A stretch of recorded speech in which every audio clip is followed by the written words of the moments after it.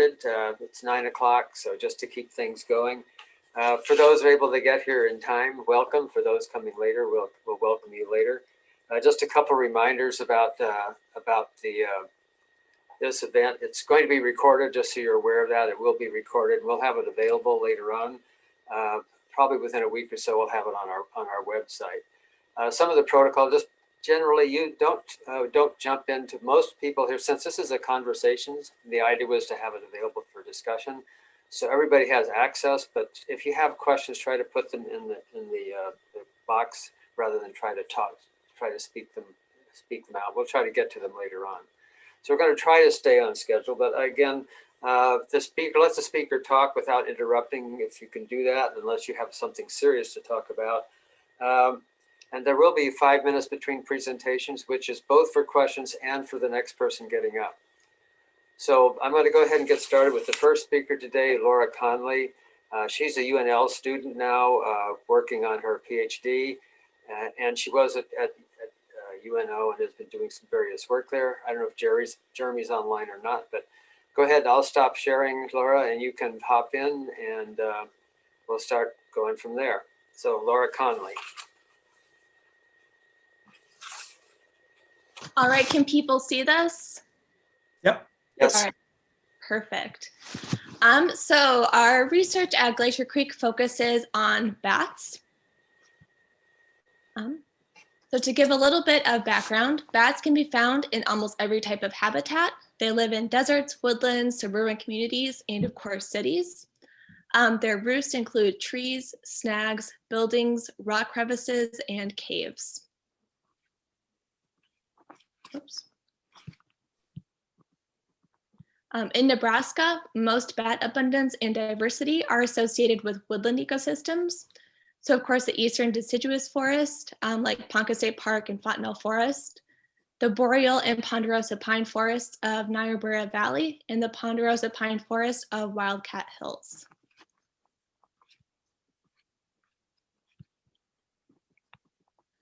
Bats are far less abundant in areas with flat, smooth topography, including prairies. And then finally, riparian zones are really important to the roosting and foraging ecology of bats. In the tall grass prairies of Alberta, Canada, riparian cottonwoods and prairie springs are important foraging habitats for bats, as the greatest insect density exists there. So this study began as a simple presence-absence survey in 2018. We were interested in what bat species were roosting and foraging at the preserve. We set up 8 detectors around the preserve, 4 in woodland edge habitats indicated by the yellow squares, where we expected to observe the most bat activity. And then 4 detectors were set up in open habitats, which are indicated by the pink squares. We expected to observe 0 to very little bat activity at these sites. The detectors were out for 9 nights. We set them up on June 27th and picked them up on July 6th of that summer.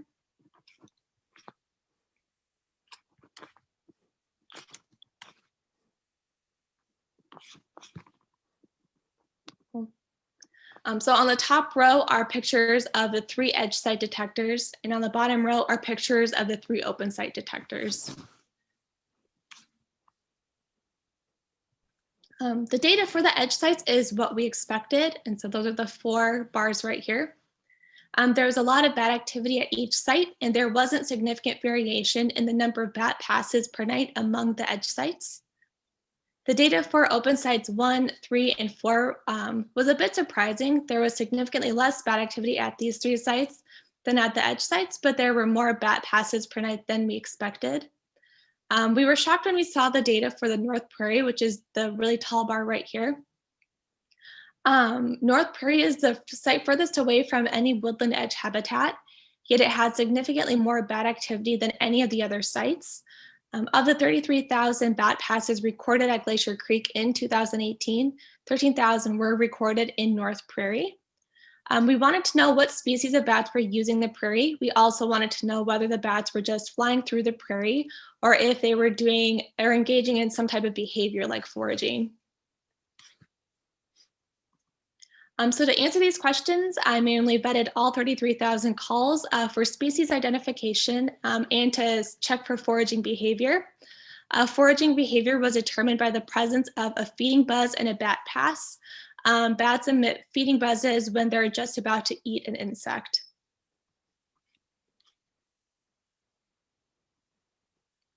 We found that eastern red bats, hoary bats, and silver-haired bats were the primary species found in the woodland edge habitats. Big brown bat was a primary species found in the prairie. So this cute little guy in the bottom right corner. We also found that bats were foraging in the prairie as often as they were in the woodland edge habitat, which is pretty unusual. The data from 2018 was an anomaly, and we were sure that we'd never observe this phenomenon again, but just to be sure, we replicated our experiment in 2019. 8 detectors were deployed in the same spots and on the same days as the summer before. The data looked a little different. However, like the summer before, the mean number of bat passes per night was the same for both edge and open sites, and North Prairie saw the most activity. Further, just like the year before, we found that bats were foraging in the prairie as often as they were in woodland edges, which is unusual. We also found that big brown bats were the primary species found in the prairie. So this summer, we decided to investigate prairie bat behavior a little bit further. We set up acoustic detectors at 5 open sites indicated by pink squares, and these sites are a little bit different than in previous summers. We also deployed detectors at 3 edge sites, which are indicated by the yellow squares. The detectors were deployed from June 10th through August 5th. We also mist-netted in the prairie for 3 nights in mid-June and 3 nights in mid-July. We were one of the first teams to actually do this. They've attempted this in Canada, but have not had any success with it.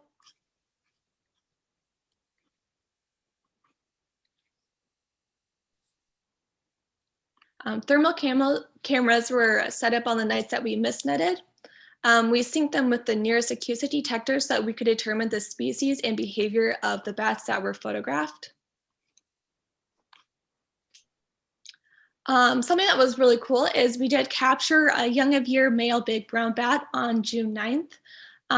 According to the literature and the Canadian bat researchers, this was the first bat ever caught in a prairie, so that's pretty cool. I still have thousands of images from the thermal cameras to go through. However, the images do show a lot of bat activity in the prairie. Unfortunately, the bats were flying too high for our nets, which is why we didn't catch any more.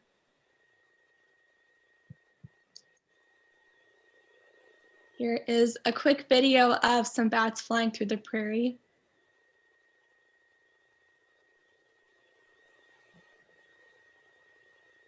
This is pretty cool to see because you don't ever expect to see bats flying through such open habitat. They like to be covered at night to stay safe from predators.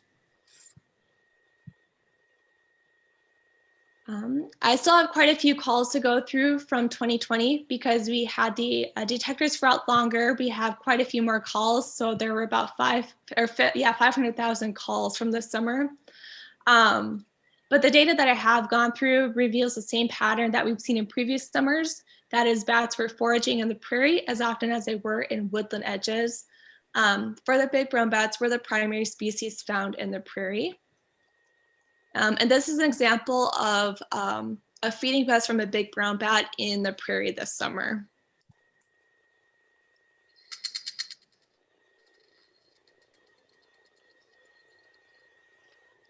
So each click represents a call and an echo that a bat is using to hunt an insect. And then this feeding buzz right here, and then is when it's right on the insect, and this space is where it's eating the insect. So I have 2 working hypotheses for bat activity in the prairie. The first is the peat and bat activity in the prairie correlates with the time when milkweed blooms. Milkweed is an incredibly important pollinator plant that attracts numerous pollinator species, including moths, which are a main diet item for big brown bats. It just so happens that the density of milkweed at Glacier Creek is greatest near the North Prairie site. So one of my hypotheses is that the blooming milkweed attracts moths, which attracts bats, which results in the spike of prairie bat activity in late June and early July. The peat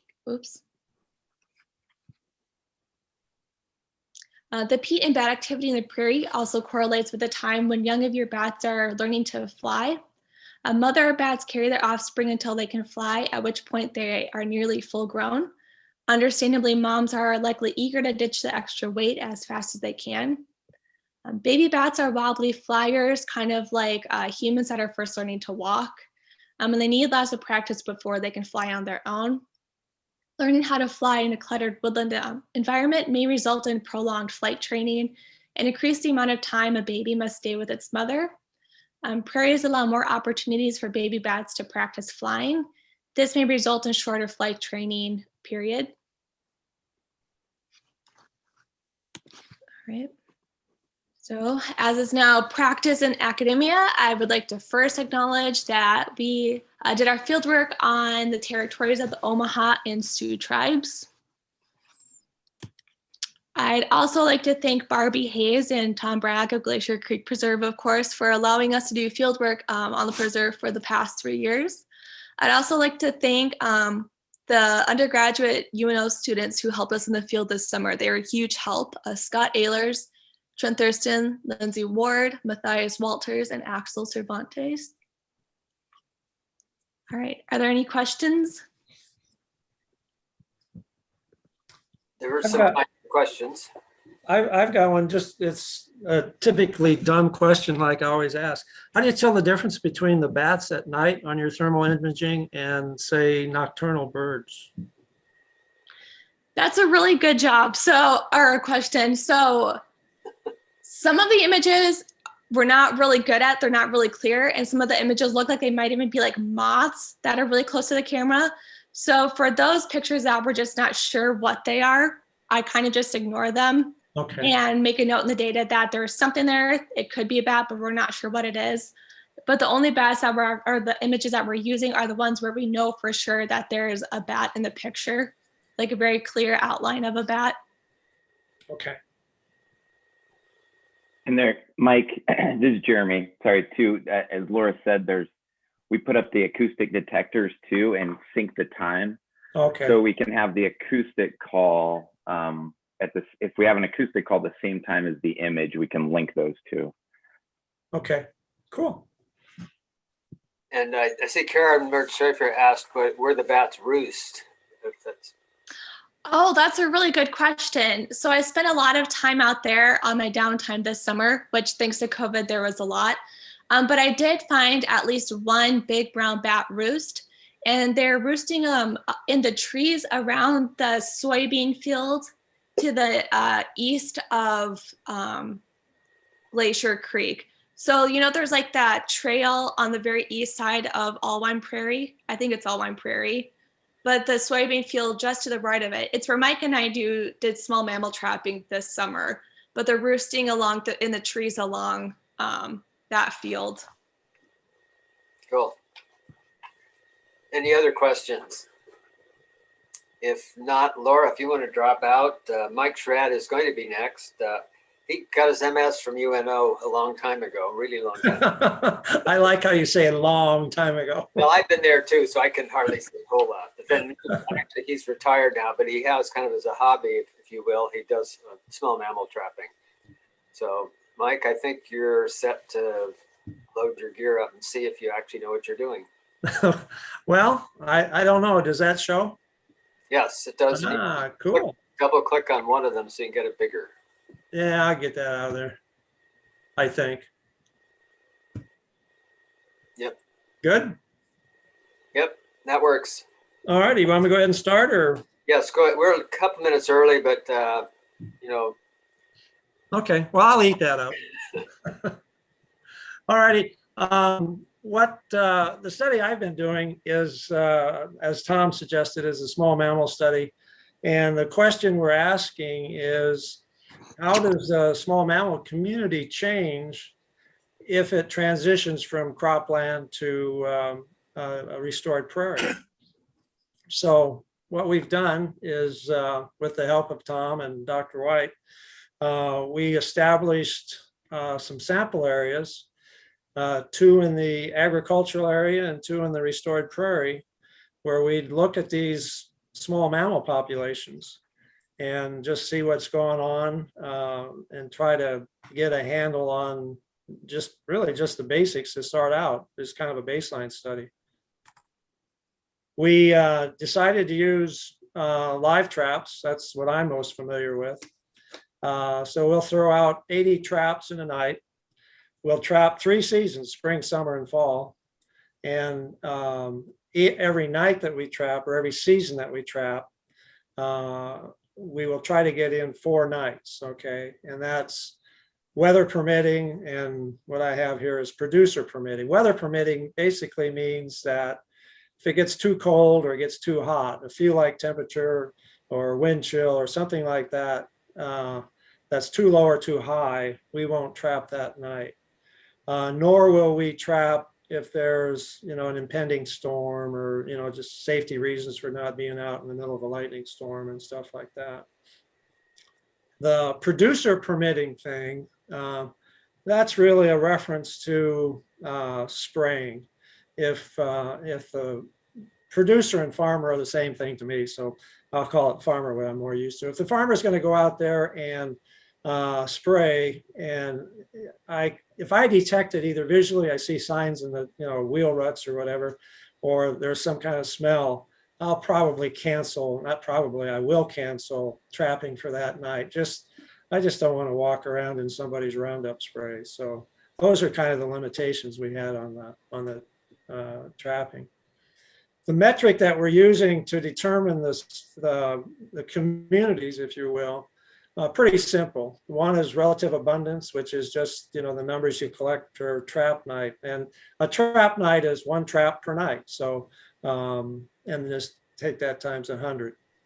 And species richness, which is just the total number of species, and species diversity. So that's how we're going to compare the critters when we catch them and look at the different community structures.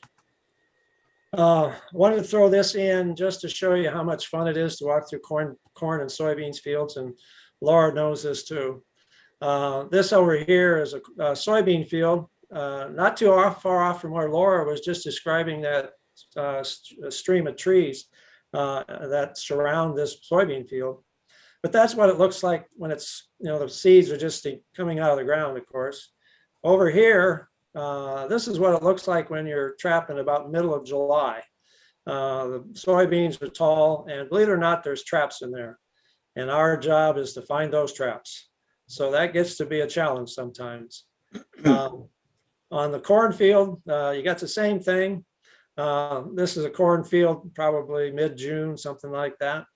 Here's a cornfield, late August, September. There is a trap in there. And again, it's your job to find that trap. So it presents an interesting challenge. And I'll give you the secret off camera someday, but it can be solved. So our results so far, what we're doing here is we're summarizing basically 5 years of study. We got about 4,000 trap nights, round numbers, almost equally divided between the ag and the restored prairie. In the upland areas, about 1,200, almost 1,300 trap nights in each one of those. The lower numbers that you see for the lowland areas is simply because we haven't got around to trapping that area this year.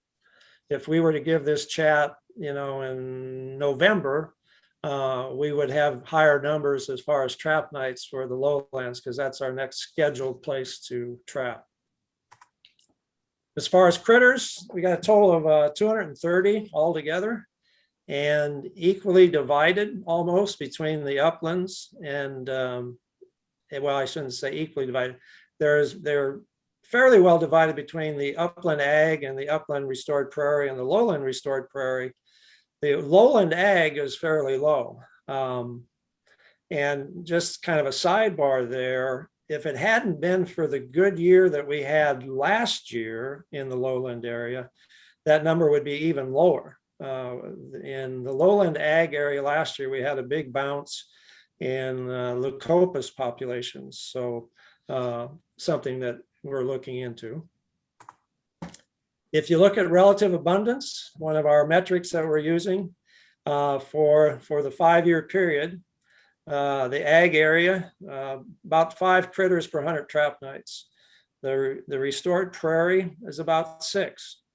And then you can see kind of the breakdown here between the upland areas, how the lowland restored prairie has the highest relative density. And if you think about it, when I show you the species counts, you kind of see a reason for that.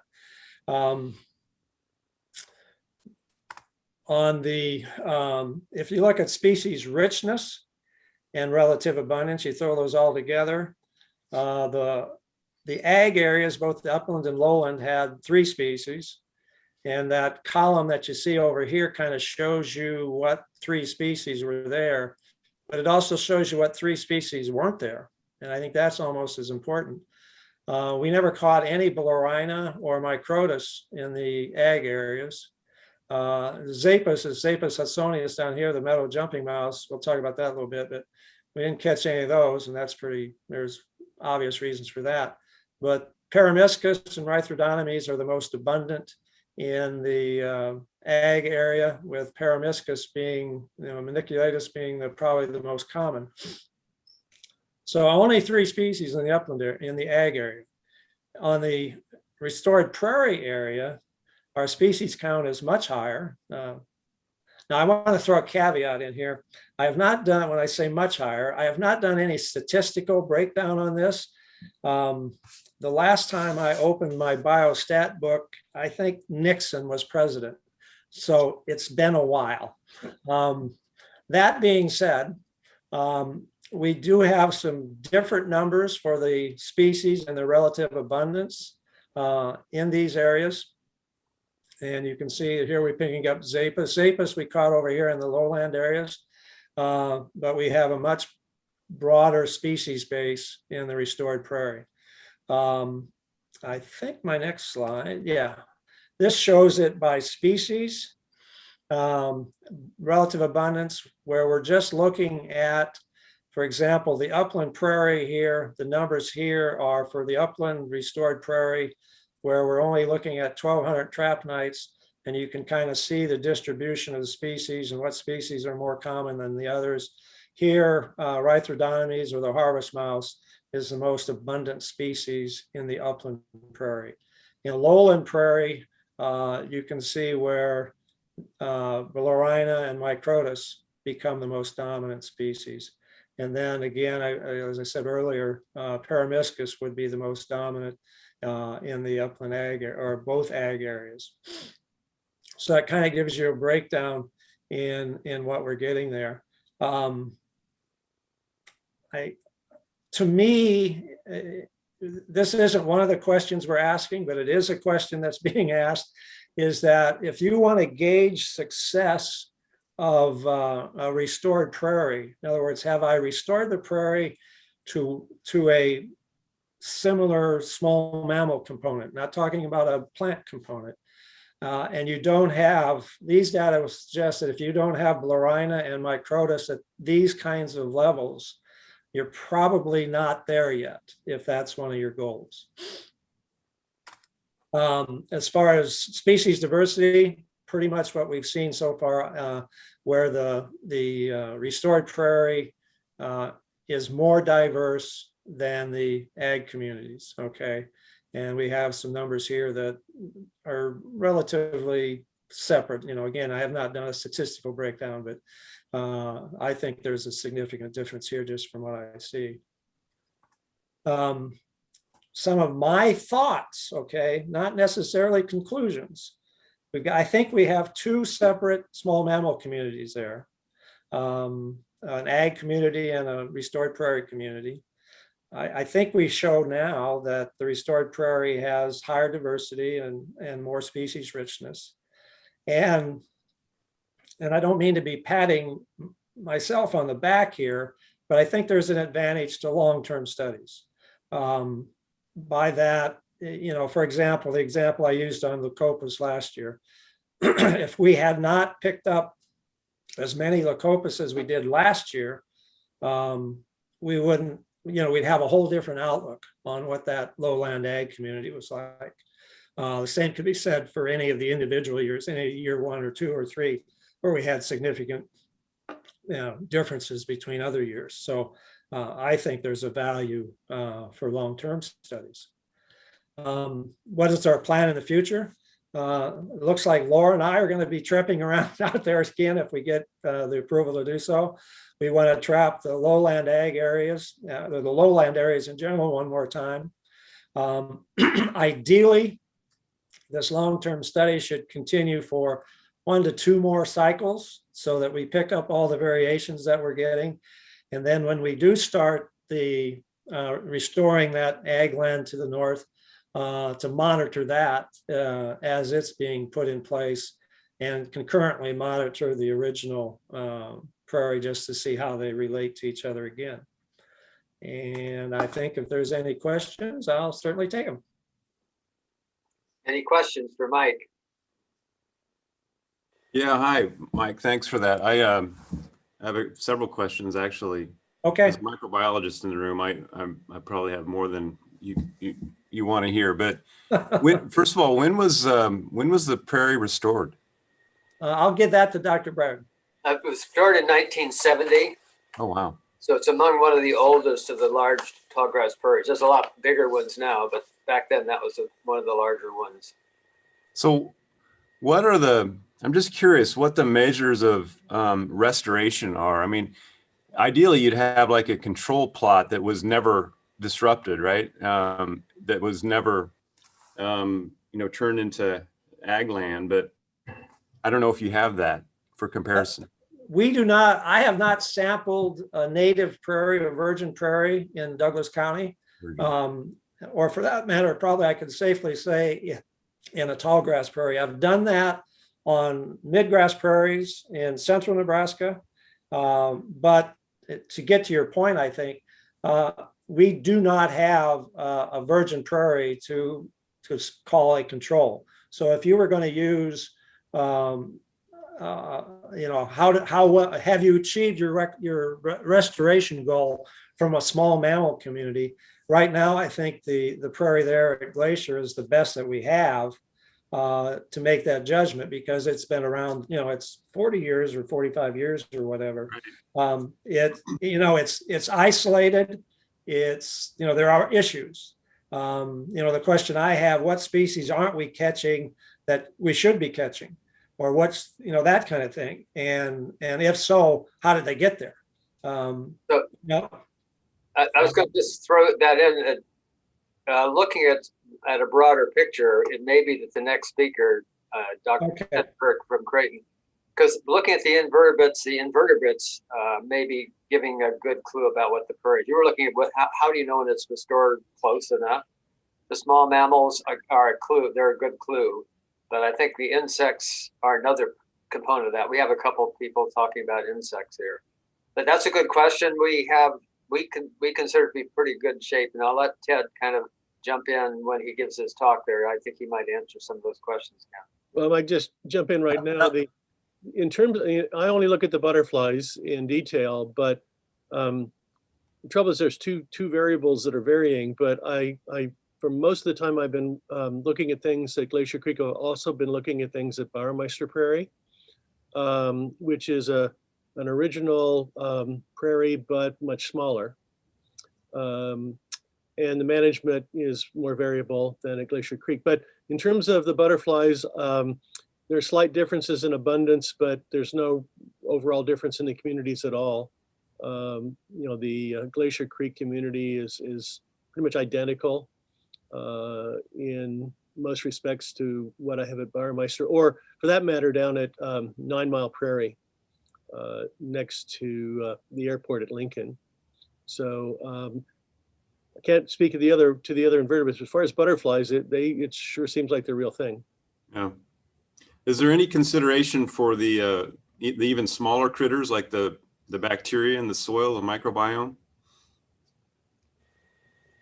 There has been a couple studies looked at, but that's not a whole lot of detail in that at all. And I'd love to get someone interested in that, because I can't see anything that small.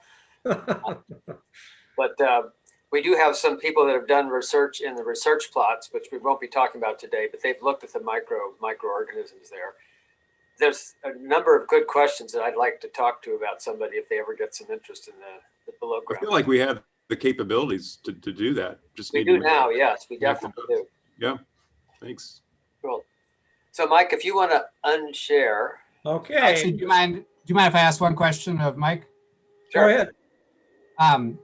And actually, I was going to also respond on the microbiome. Yeah, we looked at bacteria and fungi. I was part of the group in the plots that are burned and mowed, and found that there were differences, I believe, in both the bacterial and fungal communities, and did it by looking at ribosomal DNA, and I'm going to get the details wrong a little bit, but basically isolated soil DNA for it. So there is, as Tom mentioned, some data.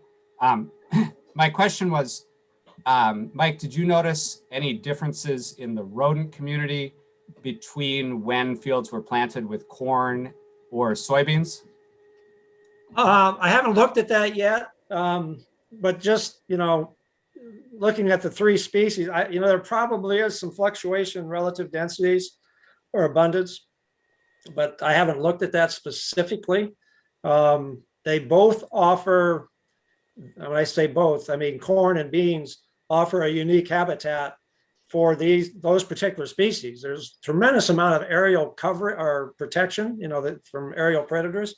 But that's a good question. I haven't looked at it. I think I can run through the numbers and see what it's like, but I don't know offhand. Good question, though. Well, thanks, Mike. So you're unshared, so I'm going to pass it along now to Ted. Yeah. Before I give up, I just want to thank those that helped me as well, Dr. Bragg and Dr. White and Laura and some of the others, Game and Parks and all those folks. So that appreciate all the help they gave me. And I'm going to throw in 2 cents too. The long-term aspect, the research plots we have, they've been going since '78. That long-term component of research contributes things that cannot be done in short term. Exactly. You're saying that sort of to reinforce to myself. Yeah, I'm wasting my time on my knees out there. Anyway, so the next speaker is Ted Burke from Creighton University, who will be talking about butterflies, is my guess. Ted, you got it? Give it a try. Okay, so speaking of long-term studies, I've been doing butterfly research out at the preserve since 1998. So that's going to be reflected. I'm mainly going to talk about what we did last year and what we're planning to do this year, but I will throw in some numbers just to kind of show how much we've accumulated over the years. I know that people, this is not directly related to the butterflies that we're looking at the prairie, except indirectly, but I know people are often curious about the state of the monarch butterflies. So this is the most recent updates on the overwintering roosting. And you'll see on the left is down in Mexico, where there's so many packed into such a small area that they actually just measure the amount of forest which is covered by butterflies and then multiply by a factor based on previous estimates. And so you can see it's been down the last couple of years. It really reflects spring weather in Texas and summer weather in the more northerly parts of the breeding range. So it's been down a couple of years in a row now. The new normal is definitely lower than the old normal. But 2.1 hectares were covered, which translates actually to about 100 million butterflies. The really shocking and scary situation is in California. Basically the migration has collapsed in California. There never were as many. It was like 1% as many overwintering along the coast in California as in Mexico. But even 25 years ago, there were over 1 million. This winter, there were less than 2,000. So it's down by something like 99.8% in one generation. And a lot of that is genuine loss. But another odd thing that's happening is that probably due to climate change and the availability of exotic milkweeds that are available all winter, some of the butterflies are not migrating and going to the roosts in hibernation now. They're just continuing to breed year round. So there's very, very odd and disturbing things going on in California. Anyway, I just thought people are always curious about how the monarchs are doing, so I'd share that. But on to our stuff. So what did we do last year? We have been doing transect surveys since 1998. They're called Pollard transects. It's a 2.4 kilometer transect that goes through all the different habitat types in the Alwine Tract. And we simply walk week after week, year after year, 20 weeks each year from the beginning of June to the middle of October. We walk the same transect and count all butterflies that we see within 5 meters on either side. So we did our 20 transects last year. We saw over the course of summer 33 species of butterflies.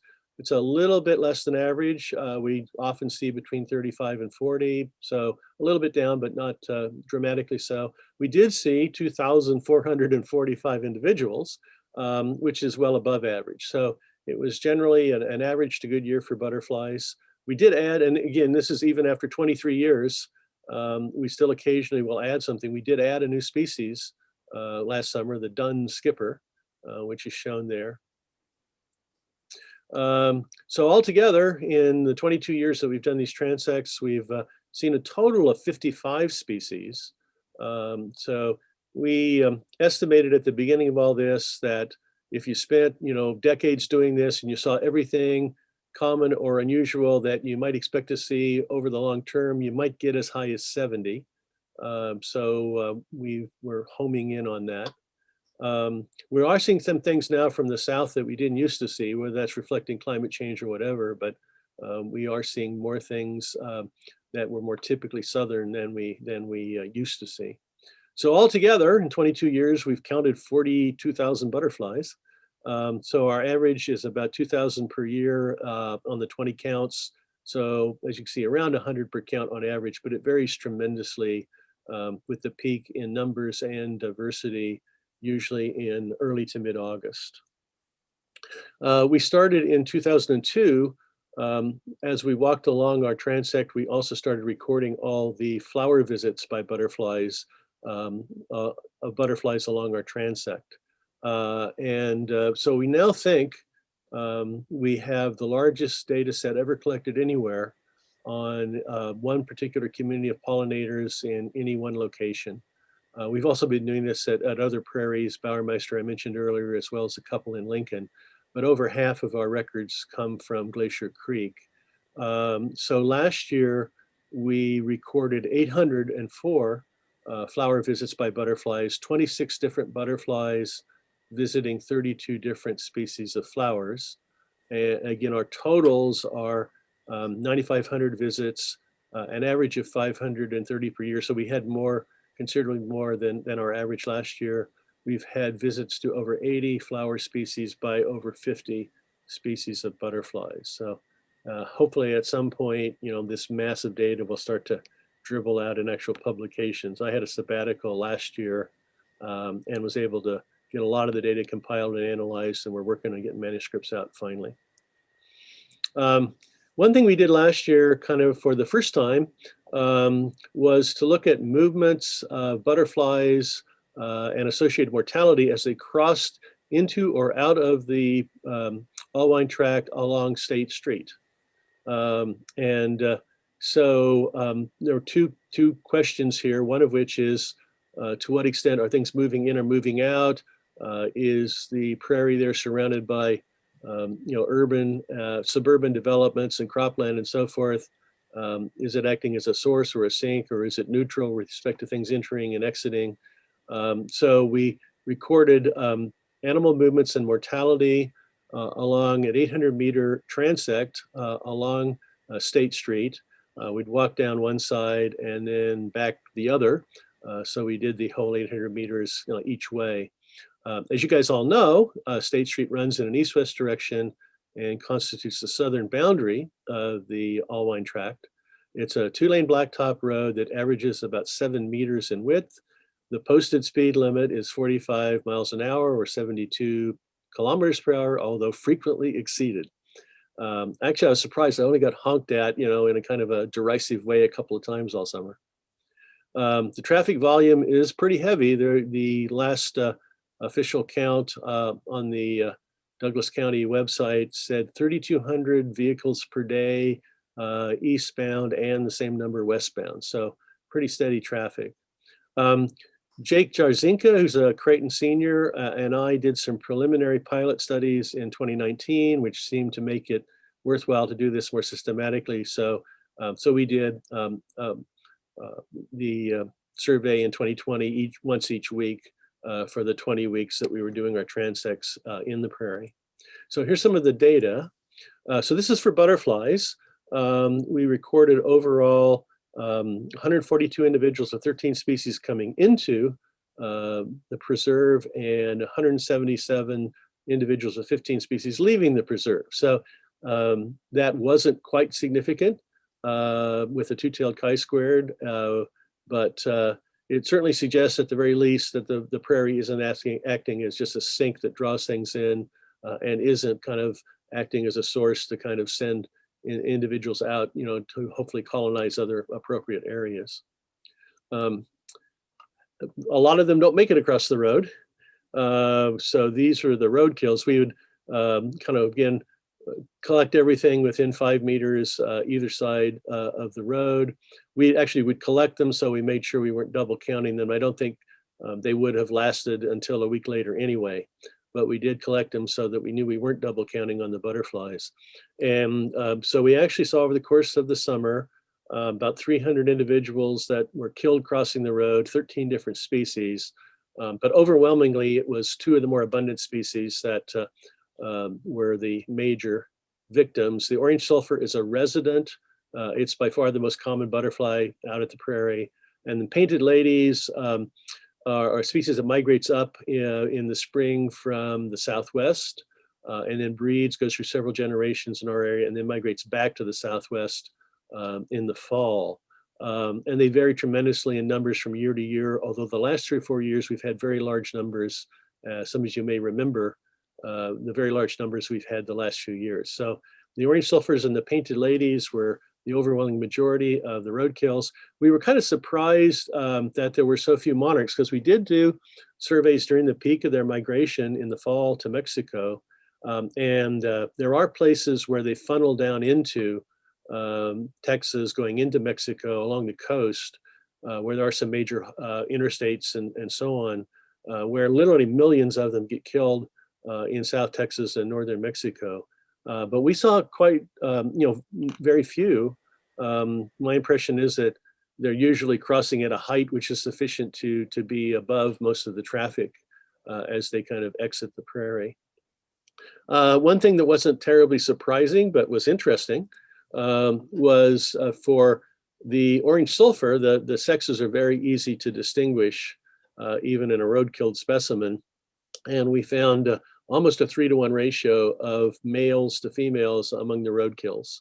And I think that simply reflects the fact that males spend a lot more time flying around mate seeking, whereas females are much less mobile. They're kind of moving around looking for oviposition sites. These guys oviposit on pretty much anything in the clover family. And so we did kind of see a quite striking and consistent difference in mortality among males and females. We also looked at what else was laying there dead. So here are some of the other things that we saw lying on one side of the road or the other. So I guess we had 18 individuals of 6 species of mammals and 16 individuals of 8 species of birds, with raccoons, rabbits, and possums, leading the way, and grackles. Looked like young grackles. The young of the year grackles seem to be the ones that weren't so good at crossing the road successfully.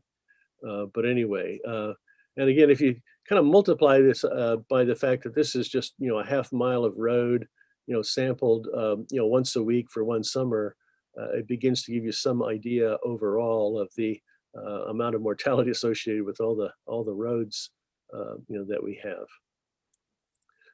So what are we planning to do this year?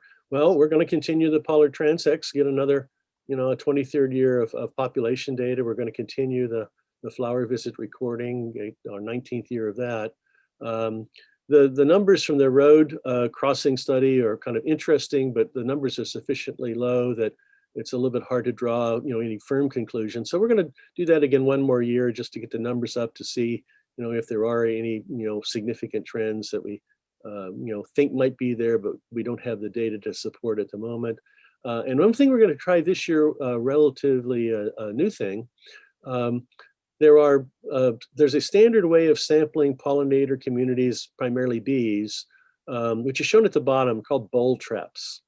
So you just put out, it's painfully simple. You just put out colored bowls of different colors with some sort of collecting fluid in them, alcohol or soapy water or something else to kill the ones that are attracted.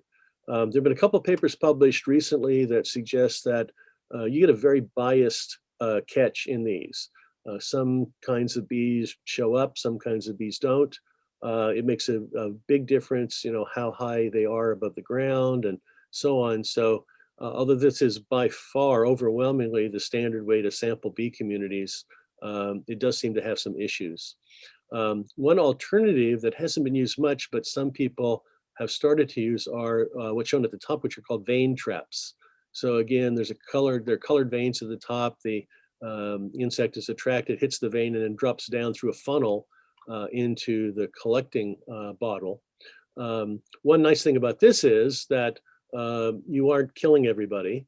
There is some of them do die, but there is the possibility of seeing what's there and then releasing them, so you wouldn't be depleting the pollinator community in a serious way.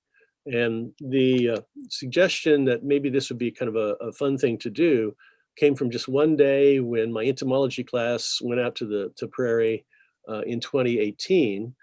So this is one day in September in 2018. So what we're thinking of doing is trying to do this, in several locations each week through the whole summer, so we get a better idea. Obviously, there are a lot of differences in the phenology of the different species. So this is just what happened to be out and flying in September. But in that one day, you'll notice that the blue vein traps were much more attractive to the native bees. The yellow vein traps actually didn't catch many bees at all. They overwhelmingly caught beetles, primarily soldier beetles. So anybody that's looked at the goldenrod in the fall knows that they're just covered with soldier beetles. So this was a striking enough difference in just this one sample that it made it seem to us to be kind of fun as a student project to do this more systematically and see what we do catch with vein traps to compare to what gets caught with bowl traps, but also to see how that changes over the season and how different colors of the veins might affect what you catch. I don't have an acknowledgement slide, but I do definitely want to thank Dr. Bragg and Tracy and all the people at UNO for allowing us to work out at Allwine, Glacier Creek all these years. There have been over 30 Creighton undergraduates who've been involved in this project, and many of them have gone on not just to become doctors and dentists and lawyers like you think of at Creighton, but a number of them have gone on to graduate programs and are out there now with PhDs working in conservation biology or other ecological areas. So we're very, very thankful to UNO for giving this opportunity to work out at Glacier Creek, and we hope to continue to do that for at least a few more years.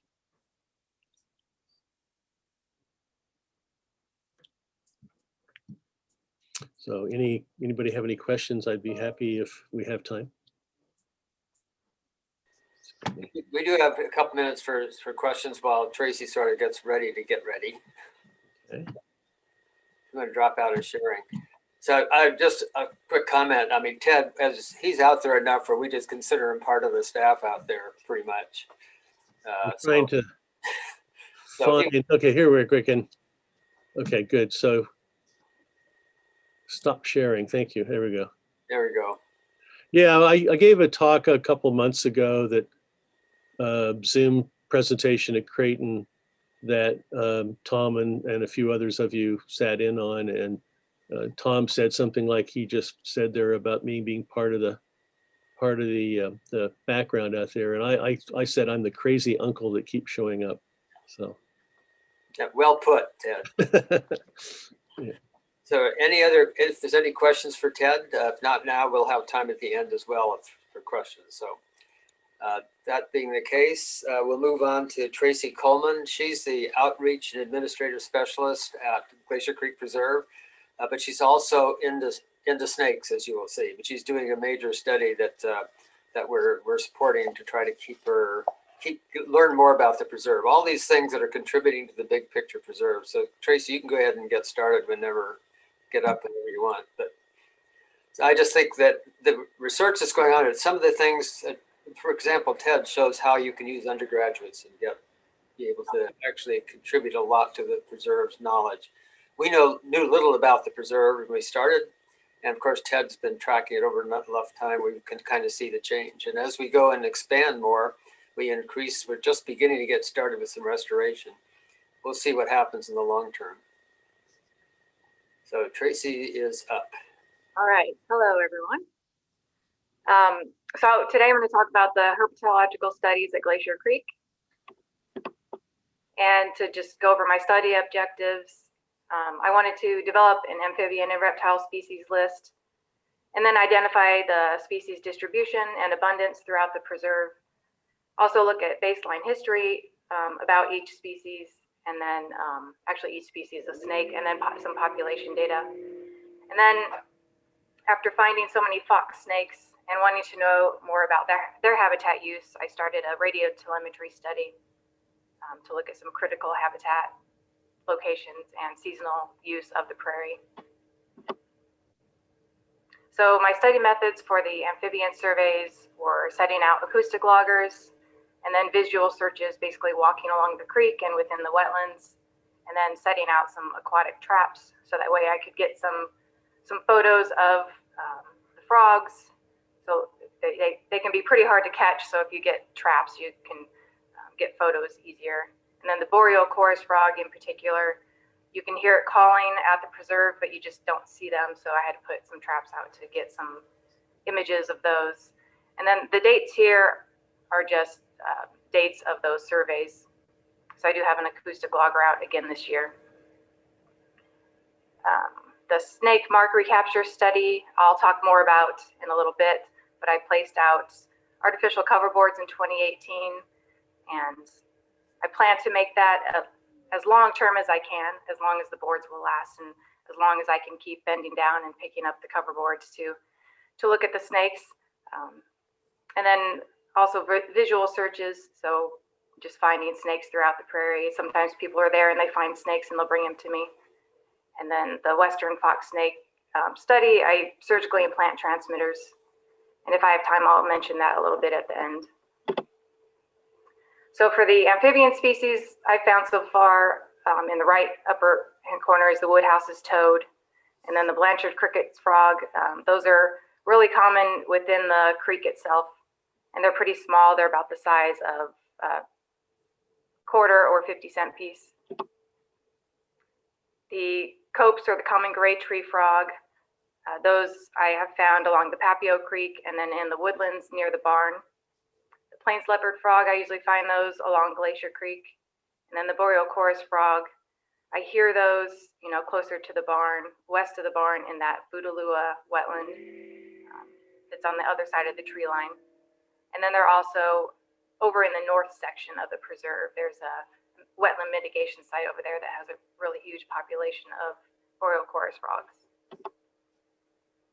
For the mark recapture study, I have 49 cover board locations, and each of those locations has 2 cover types, one plywood and one metal cover, which came in an 8-foot section, and then we cut those down into half sheets so that both of the covers were 1.2 by 1.2 meters, or or 4.5 by 4.5 feet. Also using visual encounters. So basically any snake that I encounter, I would try to grab it, pick it up, and measure it, and then mark it if possible. And I use scale clipping for the smaller snakes, and then also pit tags, which are passive integrated transmitters that are transponders or microchips. So you have to scan a device over the snake to get a unique reading. So they're not transmitters where you surgically implant, you just inject them below the skin or in the muscle layer. And when I pick up a board, I hope to see what is here in the left-hand corner where there's 3 plains garter snakes underneath there and then a skink. So here are the cover board locations. The yellow dots are the boards that are within the restored prairie. And then you can see I have boards in the floodplain, those turquoise colors, and then some woodland edge, and then some brome areas.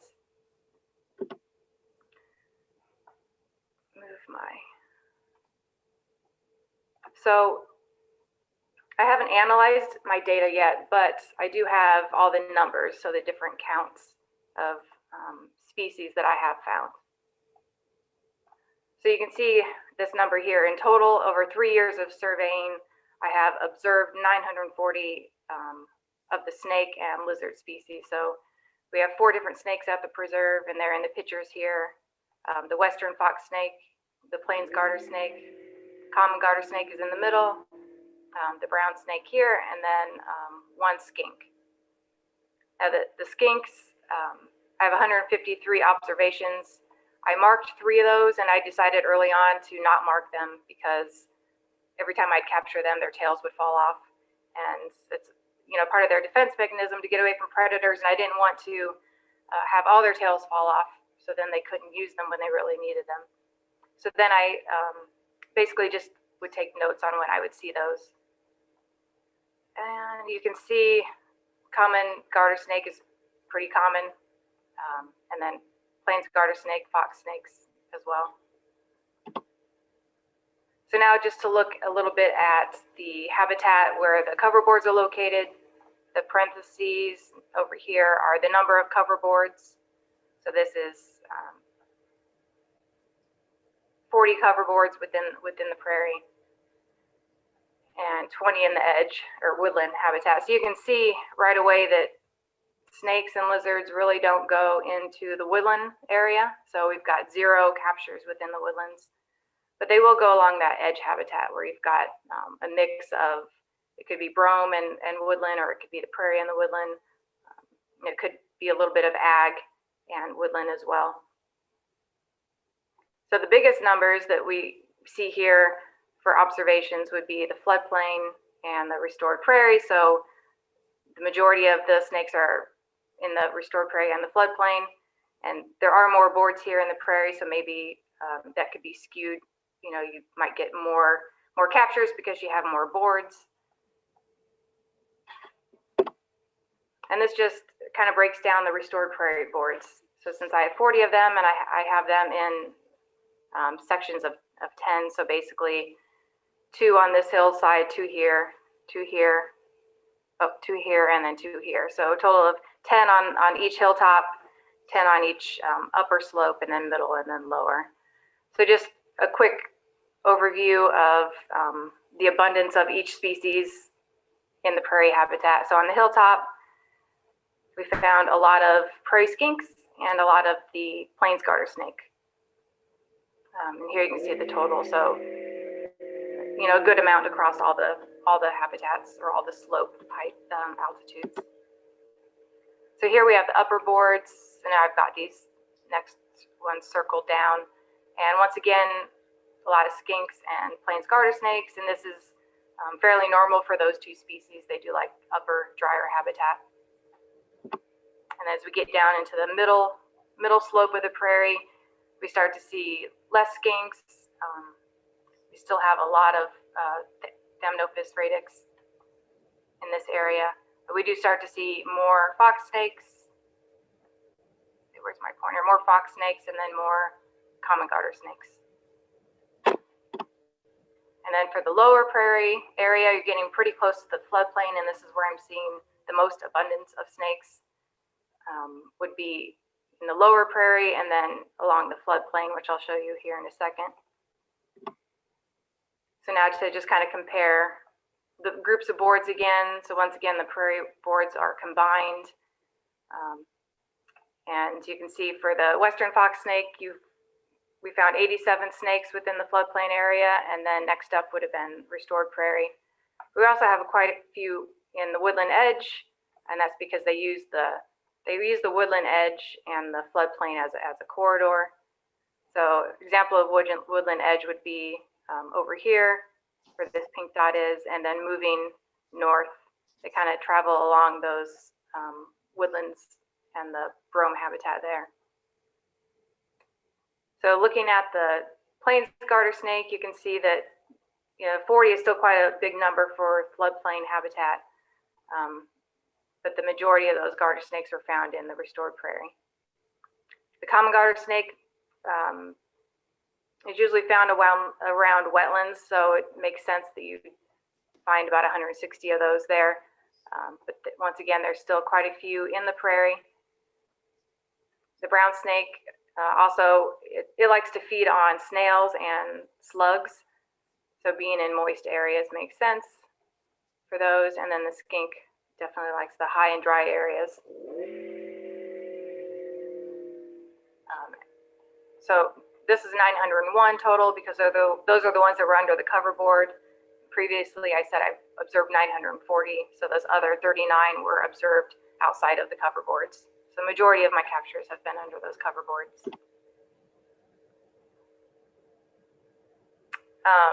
So just quickly, the fox snake radiotelemetry study. I have been capturing and implanting transmitters into fox snakes, and I radio track them every 1 to 2 weeks, sometimes more often.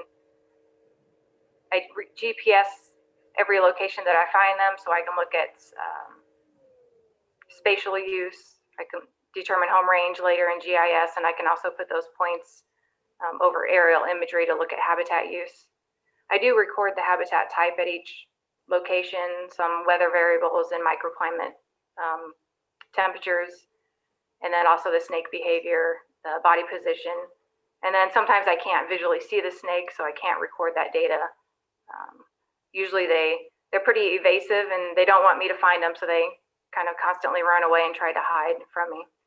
But I do reweigh them about once a month so I can get body changes, growth, and then some of the females are gravid, so I can look at how they gain weight over time and what their pre-gravid versus post-gravid weight is. And then I do have different sizes of transmitters, 5 grams, 9 grams, and 11 grams. And the 5 grams don't last as long, but they are the better transmitter for these snakes. Although fox snakes are fairly large, they're pretty, their girth is pretty narrow, and the 9 gram and 11 gram transmitters are proving to be a little bit too large for these types of snakes. So I'm kind of reserving those for larger snakes that I find. Those ones have a longer shelf life, so I can keep them in the refrigerator for years, and they're still usable, where the 5 gram transmitters have to be refurbished every year for the use of those. So for the fox snake telemetry study, I implanted 14 transmitters in 2019, and 7 of those I was able to track for 10 months. 2 of those snakes were either lost or the transmitter failed, and I haven't found them again under a cover board. 2 of those snakes I'm also still radio tracking because they had the larger transmitters that last several years. And then I also removed 3 transmitters, and I think those were all from females. The females, because they are gravid and they hold eggs, they just were not able to handle those large transmitters like the males were. So last year, I only implanted 2 transmitters. A lot of that had to do with the snakes that I was finding were too small for the transmitters. It was also pretty dry and hot last year, so I had low levels of captures for those fox snakes. And then this year, I hope to implant 6 to 8 transmitters. I do have 6 5-gram transmitters coming this year. So just what I found quickly so far is, 2 hibernation locations. One is kind of close to the creek and another is in a man-made structure. It's a solar building that's on the preserve. The snakes are hibernating, some go underground in September, some are October. And then I'm not really finding many in April, but some will come out in April. But for the most part, I'm finding most of the fox snakes are emerging in May. And then in general, I've found some egg deposit sites, not because I've seen them depositing eggs, but just by paying attention to the females' body weight. You can see when they've deposited their eggs. I mentioned travel corridors before. And then the limitation on the transmitter size, those 9 and 11 grams are a little bit too big. And then the fox snakes are using some of those human-made structures, cement slabs and solar buildings. And then with that, I just want to thank University of Nebraska at Omaha and Glacier Creek for funding Prairie Biotic Research, Minnesota Herb Society, and Barbie Hayes. And then I had a lot of field assistance from various people throughout the last few years. So thank you. I don't know if I have time for questions, but if so. Oh, I can't hear you, Dr. Bragg. Stop sharing and then the next one gets set up. If anyone has questions, now would be a time to get set up while Brad or Karen, I'm not sure who's going to do this, gets set up. So you all probably know this, but it's just so striking, the absence of snakes in the woodland areas. It's not obvious to me why that is. Well, there's not a lot of cover in the woodlands. So a lot of the woodlands are pretty sparse. It's muddy and sparse vegetation, but it's also that thermoregulation component. So they require the sun, the solar radiation to stay warm. So going into the woods can be pretty cool. Although, like timber rattlesnakes and copperheads, they use woodlands. Black rat snakes use woodlands. So it's also species specific. Those fox snakes do use the woodland edge and they do climb up the trees. So they'll sit up in the trees and I believe they're foraging up there, getting probably either bird eggs or birds themselves. So they are using those rat snakes are tree climbers. Interesting. Thank you. Tracy, have you heard any chorus frogs yet this year? It's probably a little early, but. I have not. I did put my acoustic logger out before we had all that rain. So probably get something on there. I did see Blanchard cricket frogs in the creek, but that's about it so far. Did I stop sharing my screen or is it still up? You're stop sharing. You're good. So, yeah. So, but she's, again, more information about the preserve, but also some of the behavior and other things that she's gathering with her data are really interesting. I think they'll be really useful information in the general sense, not just for the preserve itself. Okay, thanks, Tracy. Is it Karen or Brad who's up next? Karen is a UNO faculty in biology department.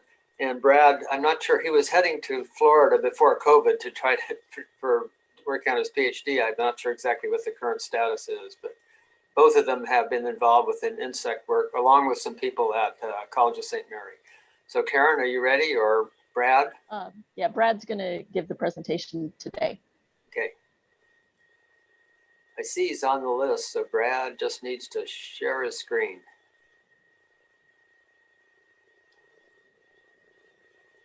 Here you go. You're on. Okay. So, yep, we decided to call this Omaha's Own Field of Dreams because, in an allusion to the baseball movie Field of Dreams, if you build it, they will come, as Dr. Bragg is often fond of saying. So, the goals of this study were to document and get some baseline data on the insect diversity of Glacier Creek because we've never done a survey of insects out at Glacier Creek on a large scale before. And given that we know that we already have abundant flora and fauna, over 350 plant species and 170 vertebrate animal species, we're curious as to whether or not the insect species will display similar biodiversity. And the second goal is to create a reference collection that can be used for future study and teaching, and to allow us to have snapshots at various times throughout the preserve's history to see what the insect fauna looks like through time. So we use several different types of traps. Mostly we did Malaise trapping and pitfall sampling. Oops. And this is the only photo we had of our pitfalls. We replaced the pan on the bottom with 2 solo red cups together. So that made it a little more durable and allowed for an easier transfer of the samples inside our plastic bags that we use for storage. And we did some opportunistic sweep netting here and there, and some light collecting during nightlife of Glacier Creek events, which you had about 2 or 3 of in the summer of 2019 when we did this study. So we had 4 tracts that we used. We had 5 pitfalls on each of these tracts, and we looked at prairie habitat, the woodland edge habitats near the barn, and some of the actual marsh habitat near the creeks. And we had 4 Malaise samples. And one on the north tract here is one where we're looking at direct effects of what happens after switching from more of an agricultural habitat to the actual prairie restoration, what the edge effect might be there, as well as what the wooded areas. So we placed our traps. The Malaise samples were placed on March 27th, 2019. And then we placed the pitfalls on April 3rd. And we collected weekly, 2 or 3 times a week until September 15th of 2019. The samples were removed from the traps and preserved in 70% alcohol, and stored in these in bags or in jars until they could be further sorted and processed in the lab. The laboratory process is pretty meticulous. It requires several steps. We sort the insects out initially. We then pen or store in alcohol, and then attempt to ID down to at least family level. We're probably going to stick with family level for the time being, but at some point we do hope to ID down to subfamily or genus, or perhaps species level. It's a meticulous and time-consuming process, as our surveyors in the lab would be sure to tell you. And after the initial sorting, insects are stored in 70% ethanol in vials or spread on a penning board, allowed to sit for a week before being pinned into a collection box. And then we sort down further into family and perhaps subfamily, genus, or species. And this is kind of a visual of what our collection box looks like, what vial storage looks like, and some of the interesting critters that we find. Looking at the slide, you can see that nearly half of what we've collected so far, these are preliminary results because we haven't finished processing all of the samples yet, but roughly half of our specimen samples to this point are flies in the order Diptera. More than a quarter of what we found are the Hymenoptera, and we've got another roughly 10% in the Coleoptera and Lepidoptera. And so those big 4 orders are going to comprise roughly 87 to 90% of what we find. Not a surprise. And looking at the diversity by month again, these are preliminary results. What we find particularly interesting is how May is more analogous to what we find in the summer in June and July than August. There's a steep drop in August that we weren't expecting, because that's typically when you're going to have your influx of species from the southern parts of the country. We don't know if this will hold or not, but if it indeed does hold, it's kind of an interesting anomaly, and it's one that we're curious as to whether or not it'll hold when we continue to study the insect fauna of Glacier Creek, and if the similarity between May, June, and July will also be a trend that continues. As I mentioned before, Diptera, Coleoptera, and Hymenoptera make up about 80% of the specimens collected. You throw in the Lepidoptera into that mix, it's going to be probably close to 90%. Each of the group fills numerous niches across an ecosystem, and that's something that we kind of actually hope to touch on in the future when we're looking at the insect fauna of Glacier Creek, because a good way to measure the quality of a habitat is to consider how many types of insects and the relative abundances of those insects known in the sciences. If whether or not if we're getting the rare species across ecological functions, then that's probably going to be a pretty good indicator of health and whether or not we've successfully set up our field of dreams. The interesting thing, again, is how the dipterans represented both the highest individual number of specimens collected to this point, 1,964, and the highest biodiversity by family, 39 different families. And it's perhaps not surprising given the variety of functions that flies perform ecologically. And when you get that variety like that of that particular taxa, it's a likely indicator of good ecosystem health. But even in the adult stage, you get that variety of functions. The pollinators like the syrphids and the bombylids, the decomposers like the sarcophagids and the calophorids that are useful in forensic entomological studies, and specimens like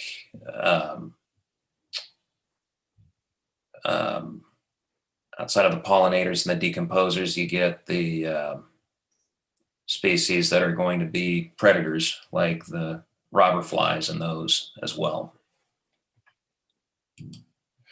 So what does the future hold? We're going to obviously continue the analysis. We're going to attempt to measure the relative quality of habitat by looking at types and abundances of insects across the different ecological functions.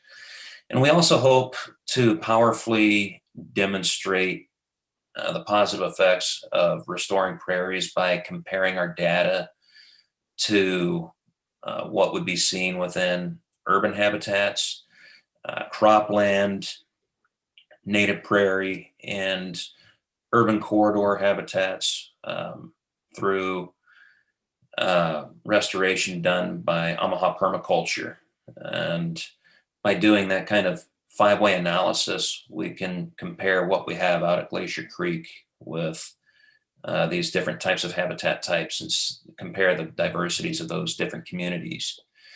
And if we can demonstrate what we think we're going to be able to demonstrate, it's going to show just how important habitat restoration is as a means of conservation and the best management practices going forward.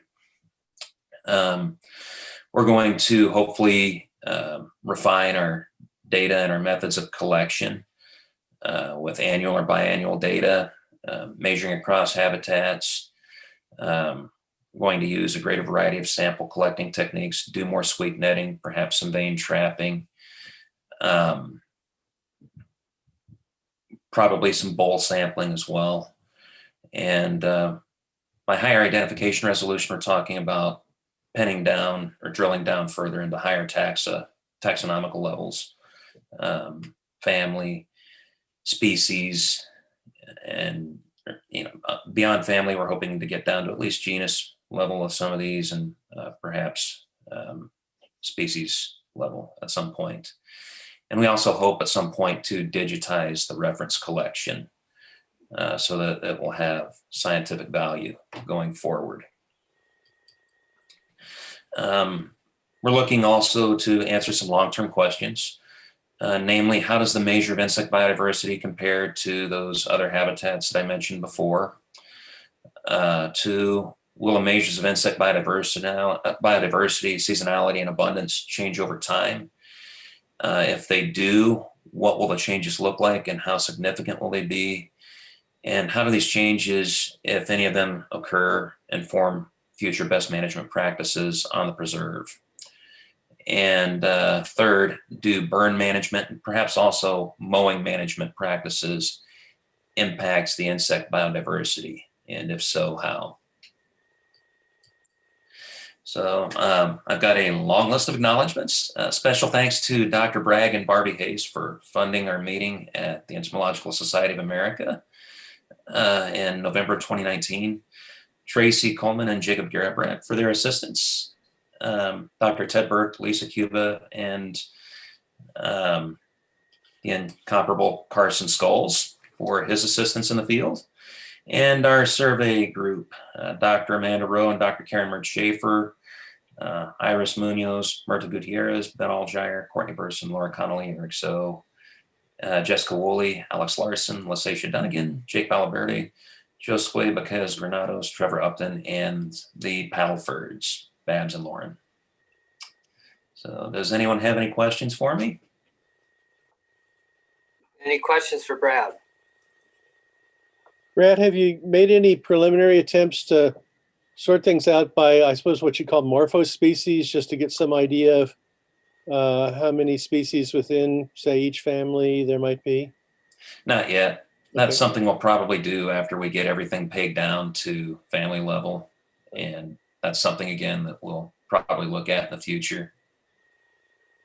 There have been some studies where they do this kind of thing on a much bigger scale in the tropics, where they, if you just go by morphospecies approach, there are two mistakes you can make. You can miss things that are cryptic species, but then you can also then overcount things that are polymorphic.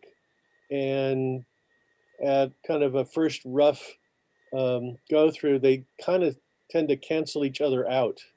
So you can more or less get an index of species diversity just by going by morphospecies. So even if you don't actually identify them, you can call them like sweat B1 or sweat B2 or whatever, and kind of maybe get a crude index of total species diversity that way.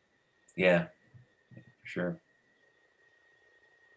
Always more work to do. Never ending job. We did the very first year that I worked out on the Prairie 98, I had a student who did a very crude sort of, one-shot kind of sample where she had, netting and pitfall traps and all that sort of stuff. And she collected, again, looking at morphospecies, in that she had about 450 species, and extrapolating, we figured, in her sampling technique, she got about a third of the butterflies that we knew were out there. So if you do like a really crude, we got 1/3 of everything that summer, we got 400 and some multiplied by 3, we came up with an estimate of, probably something on the order of maybe 1,500 species out there. So, you're dealing with a lot bigger, problem than you are when you're counting, even plants or herps or something like that. I mean, you've got literally thousands of insect species out there. Yeah, no joke. That's the good news. Mm-hmm. Yeah, but it does. I mean, we, as Brad mentioned earlier, we really have not had any survey to speak of, and so any information at this point is important to us, and it allows us to do some work. We also had a nighttime opportunity to see, brought lights out at night, and to take a look at the night night insects for the most part. And we did get some collection from that. And Babs, the Paddlefords were very helpful with that. As Brad was out there, so were all the other people. But so looking at night it just adds more to what you might be able to find out there. Absolutely. So I think there's a lot of opportunities to do various types of research, and we're certainly supportive of it to the extent that the preserve can support those activities. We're really happy to do so. So I thank Brad and Karen and the crew for making a stab at, and a really good stab at, trying to get a handle on what we actually have out there. Because one of my favorite expressions is, we built it and they will come, and they have. We didn't bring insects there. We didn't bring small mammals there. They came on their own. We just created a habitat for them. So, okay, any other questions for Brad? Or for Karen, if you want to drag her into this too. If not, we're scheduled to take a break until 10:40, I think it is. Yep. So that's 10 minutes. That would give you some time to get up and move your legs around a little bit. So I'll just put this, I'll put it on hold. We'll still be on, I'll still be on, and then we're going to start with a video from Andy Miller, who is unable to come, but he'll give his research at that point. So 10:40, we'll come back. If you want to drop out of sharing, Brad. Okay. 1 second. Come on. Okay, so I'm going to make sound out here. So just come back at 10:40, and we will take off and get started with the second half. But if you have any questions in between, if somebody shows up, you can see them on the screen there. You can feel free to discuss. Okay, see you in 10 minutes.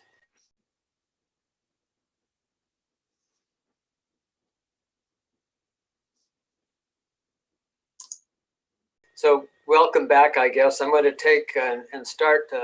Andy Miller has a presentation. He's with the chemistry department at UNO.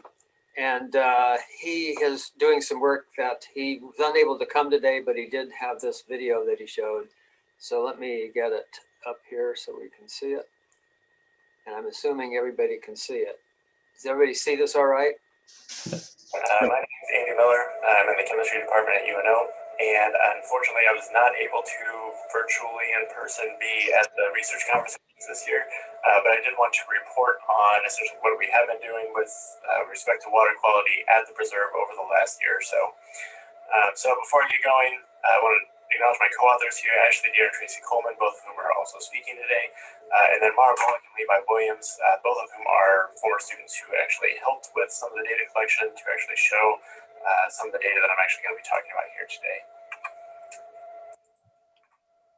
So the title is looking at water quality, high and low, fast and slow.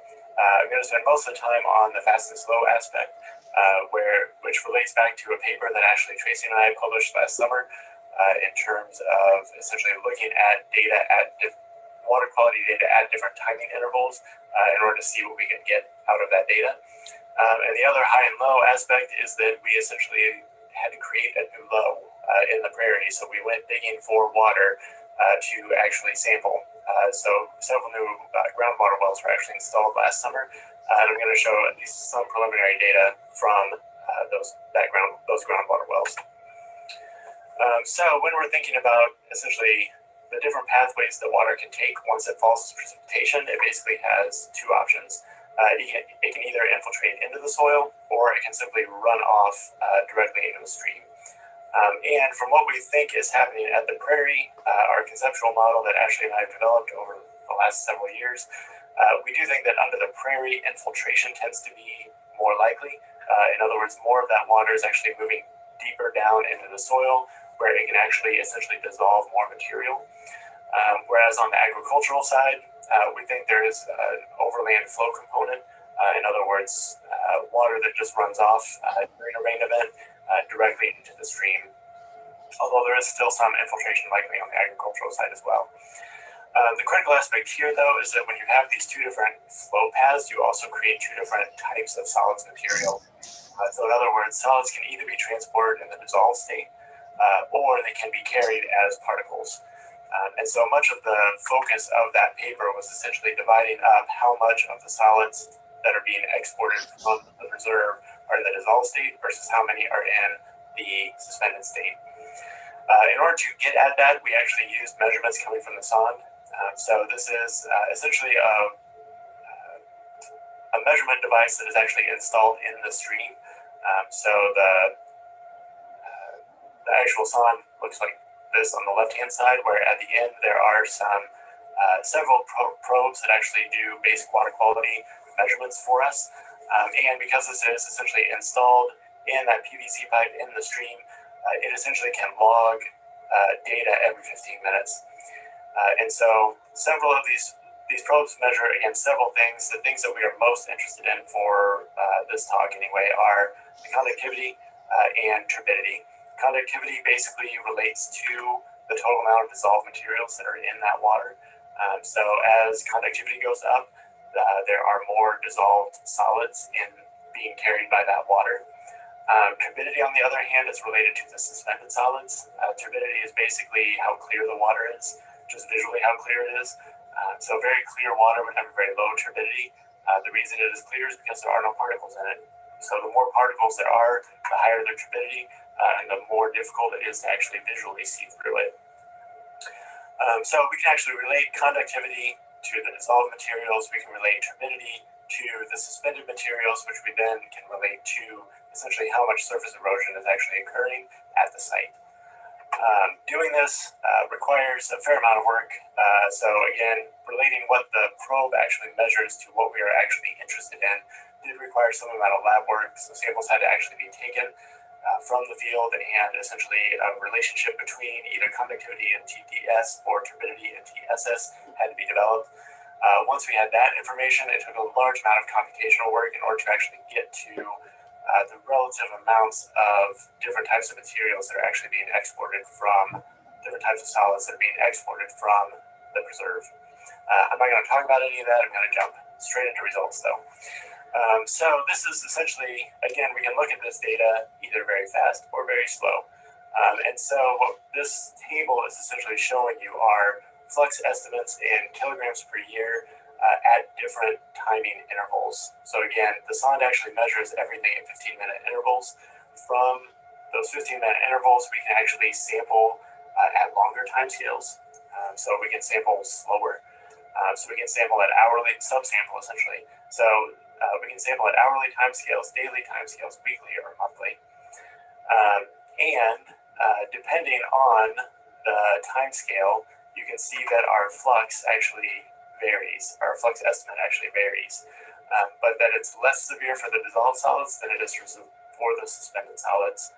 So again, the dissolved solids are essentially underlined in red here, and as we're moving across to the different time intervals, you can see that it doesn't really change noticeably until we get out to this monthly time scale, where then there's kind of a big jump in terms of a noticeably different estimate when you're only sampling once a month.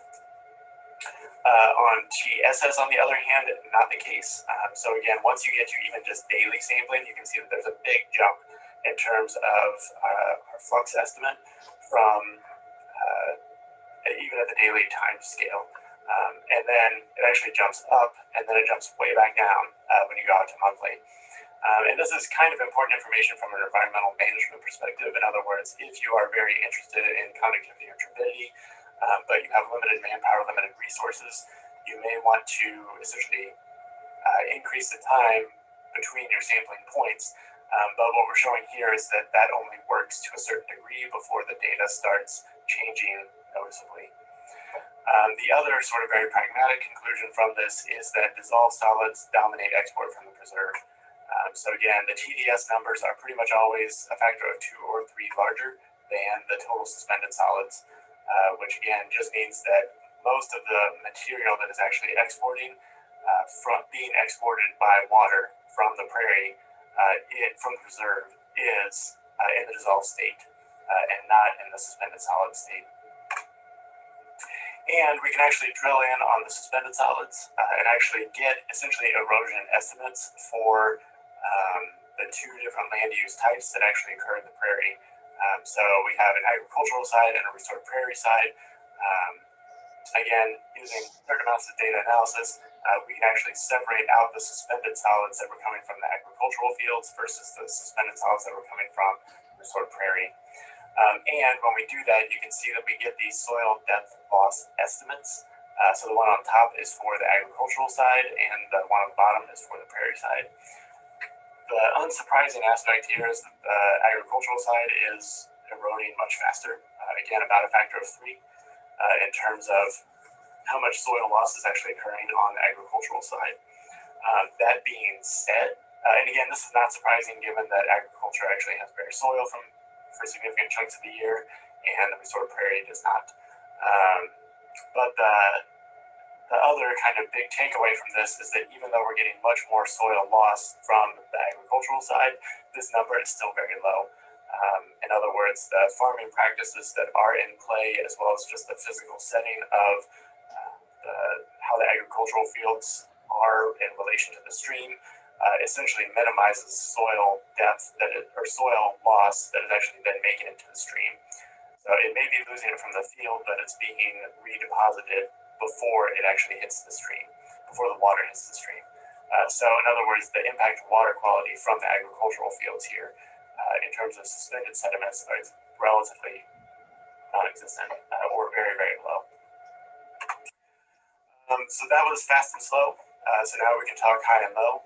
So again, last year, through a grant from the USGS, so the United States Geological Survey, we were actually able to install some new groundwater wells. And so again, this was our conceptual model from before. You can see these gray, where it says proposed wells, are now actual wells at the Prairie. The idea being that they have similar depths, and so they should be sampling essentially from the groundwater or the saturated zone underneath the Prairie and the agricultural sides. This is now a plan view. So we have essentially the installation picture over here on the left of one of the, it looks like the Prairie Ridgetop well going in. And then we have the physical location of the individual wells outlined in red. Just for perspective, the barn is essentially right over here, as well as the drive-in. The dotted line is essentially the fire break, the mode path that you can take around the preserve. And you can see the well depths essentially right next to them. So we have one on each ridgetop, so on the ag and prairie side, and then we have two that are essentially at mid-slope, again, under agriculture and on the prairie side. We have just started getting data from these, and so this is kind of preliminary data, but the nitrate concentrations are already surprising from the data that we do have. So this is, again, nitrate concentrations as a function of time. So we installed the wells in roughly May, sampled through essentially the end of last year. And the two big takeaways from this, the one thing is not surprising, the agricultural wells, which are the blue dots, essentially always have higher concentrations than the prairie wells, which are the essentially hot colored dots, so the red, orange, yellow. Not surprising, only because the main source of nitrate is likely from fertilizer application, which doesn't really happen under the prairie side, but it does happen on the agricultural side. The surprising thing, though, is A, the levels of nitrate under the agricultural side, and B, the fact that they actually get to significant depths, to the point that even as you get deeper in the watershed, or deeper below ground surface, the concentration actually is increasing. So the darker dot is the deepest well, and it has the highest concentration, which implies that that water has to be carrying the nitrate very deeply, very quickly, and it implies that there aren't very many other processes that are actually using it up. Which again, more on this next year in terms of looking at more ions and maybe having better interpretations of the data. But already from those groundwater wells, we're already seeing, again, surprising behavior specifically with respect to nitrate. So I'm going to end here with some acknowledgements. Again, the wells were put in with the USGS award. The sond was actually purchased with funds partly from Douglas County Environmental Services. And special thanks always to Tom and Barbie for both organizing the research conversations every year, as well as material support to researchers at the Prairie. And Jacob Garibrandt has started doing some of the stream sampling as well, which lightens my workload, so I definitely appreciate that. And I'm going to end here with some pictures of other activities that I've done at the lab or at the preserve over the last year or so. So this is essentially research-based field sampling. This is essentially a chemistry class that I take out there to actually get some soil samples that we then analyze as part of the actual classwork that the students do. And this is actually a service learning event where essentially college students were paired with OPS high school students. The pictures here actually just show the high school students doing some of their work out in the field lab, out in the barn. All of these were pre-pandemic pictures, by the way, so no one's wearing masks. But once the high school students had their data, we essentially compared that to the data collected by the college students, and they brought it all together at the end of that semester. So obviously I can't take any questions live, but definitely if you have any questions, don't hesitate to email me. So my full email is andrewmiller@unomaha.edu, and thank you for your time.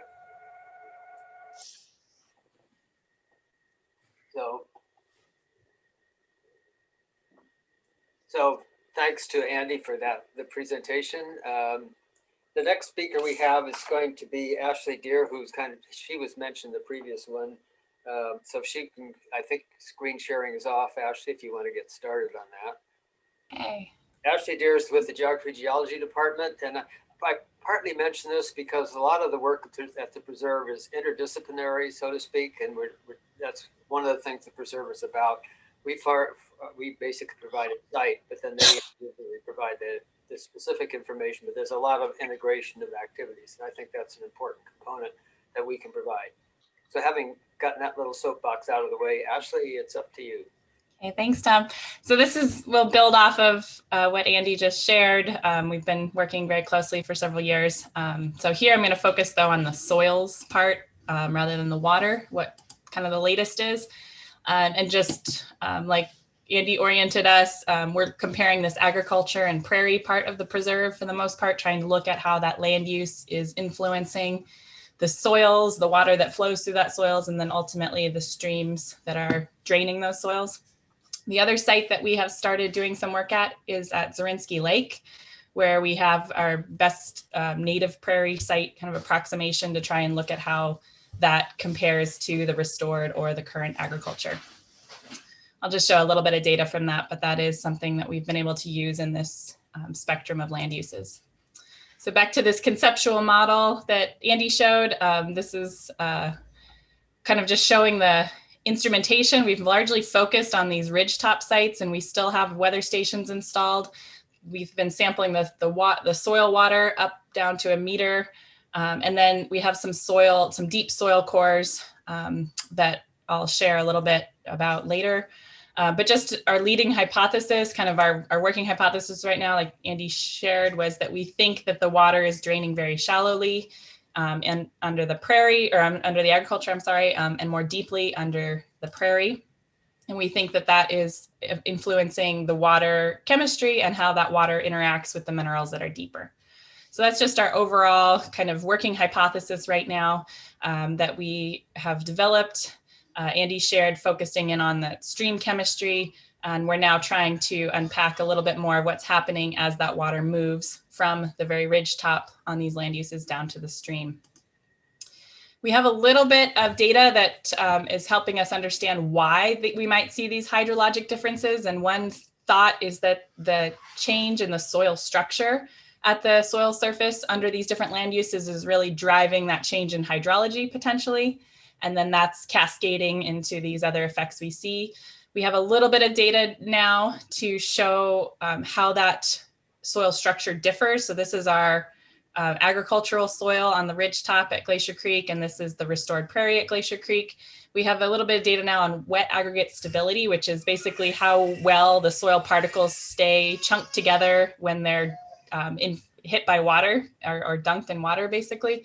So we can see that the stability of the aggregates, how well they're glued together and hold their shape that allows water and air to move around them, is very high in the native and restored prairie, down to about 100 centimeters depth, whereas under the agriculture, we have very low aggregate stability even at the surface, and it drops off rapidly. So we can kind of see that visually in the morphology of these soils, but we have a little bit of data now to show that is kind of functioning differently. So this is quite remarkable to think that in 50 years or so of restoration, we've essentially restored the aggregates in the prairie soil on par with what would have been naturally there before.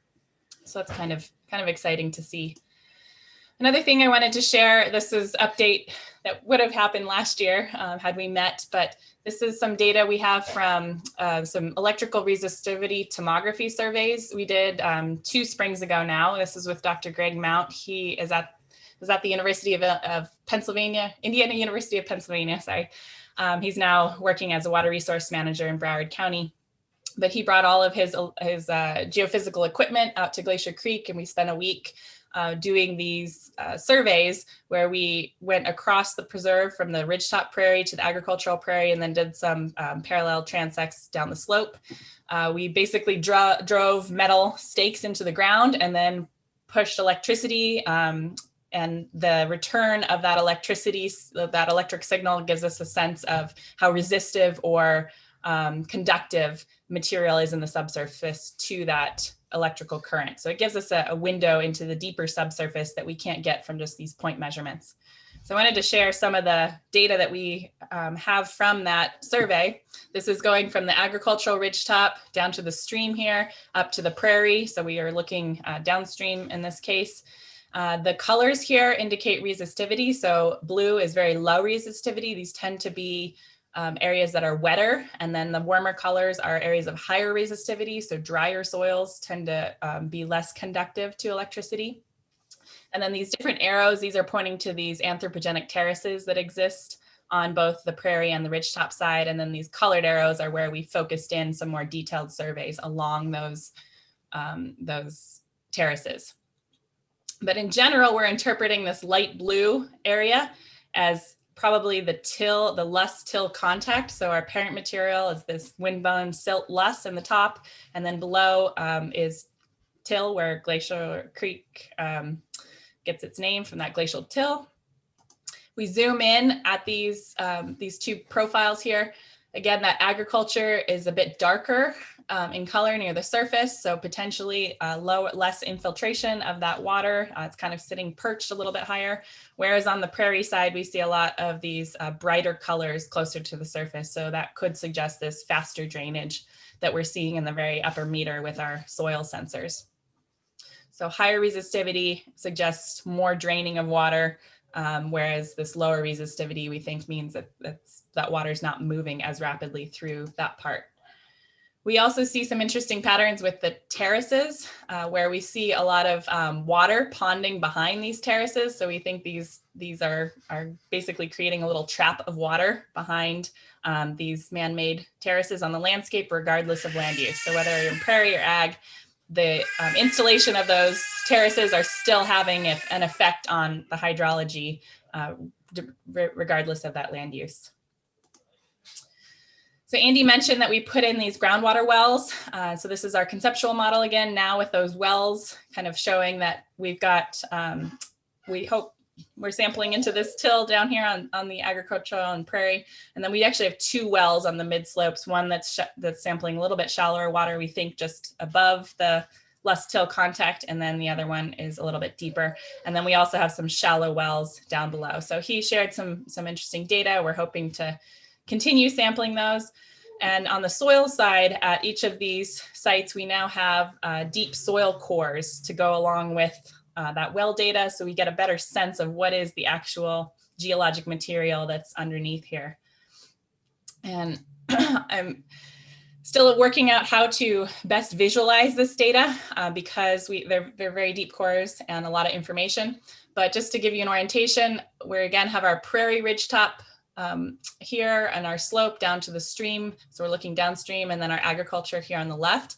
And we have now deep cores. We, in association with that USGS project, we were able to get some Giddings probe cores, which are intact cores, down to almost 25 meters on the agricultural side and 21 meters on the prairie side. And then with the help of many students, we augured down to 8.5 meters in the prairie and 9 meters on the mid-slope positions. And then we also have some shallow, about 1.5 meter cores down here that I'm not showing data on. But this is work that Travis Webb and Kira Baker, two students, have really been helping me with. But we've taken these cores and tried to characterize just the changes in material and colors. And the information that you can't see here on the scale is things like organic matter and carbonate content, trying to start to characterize how these vary with depth.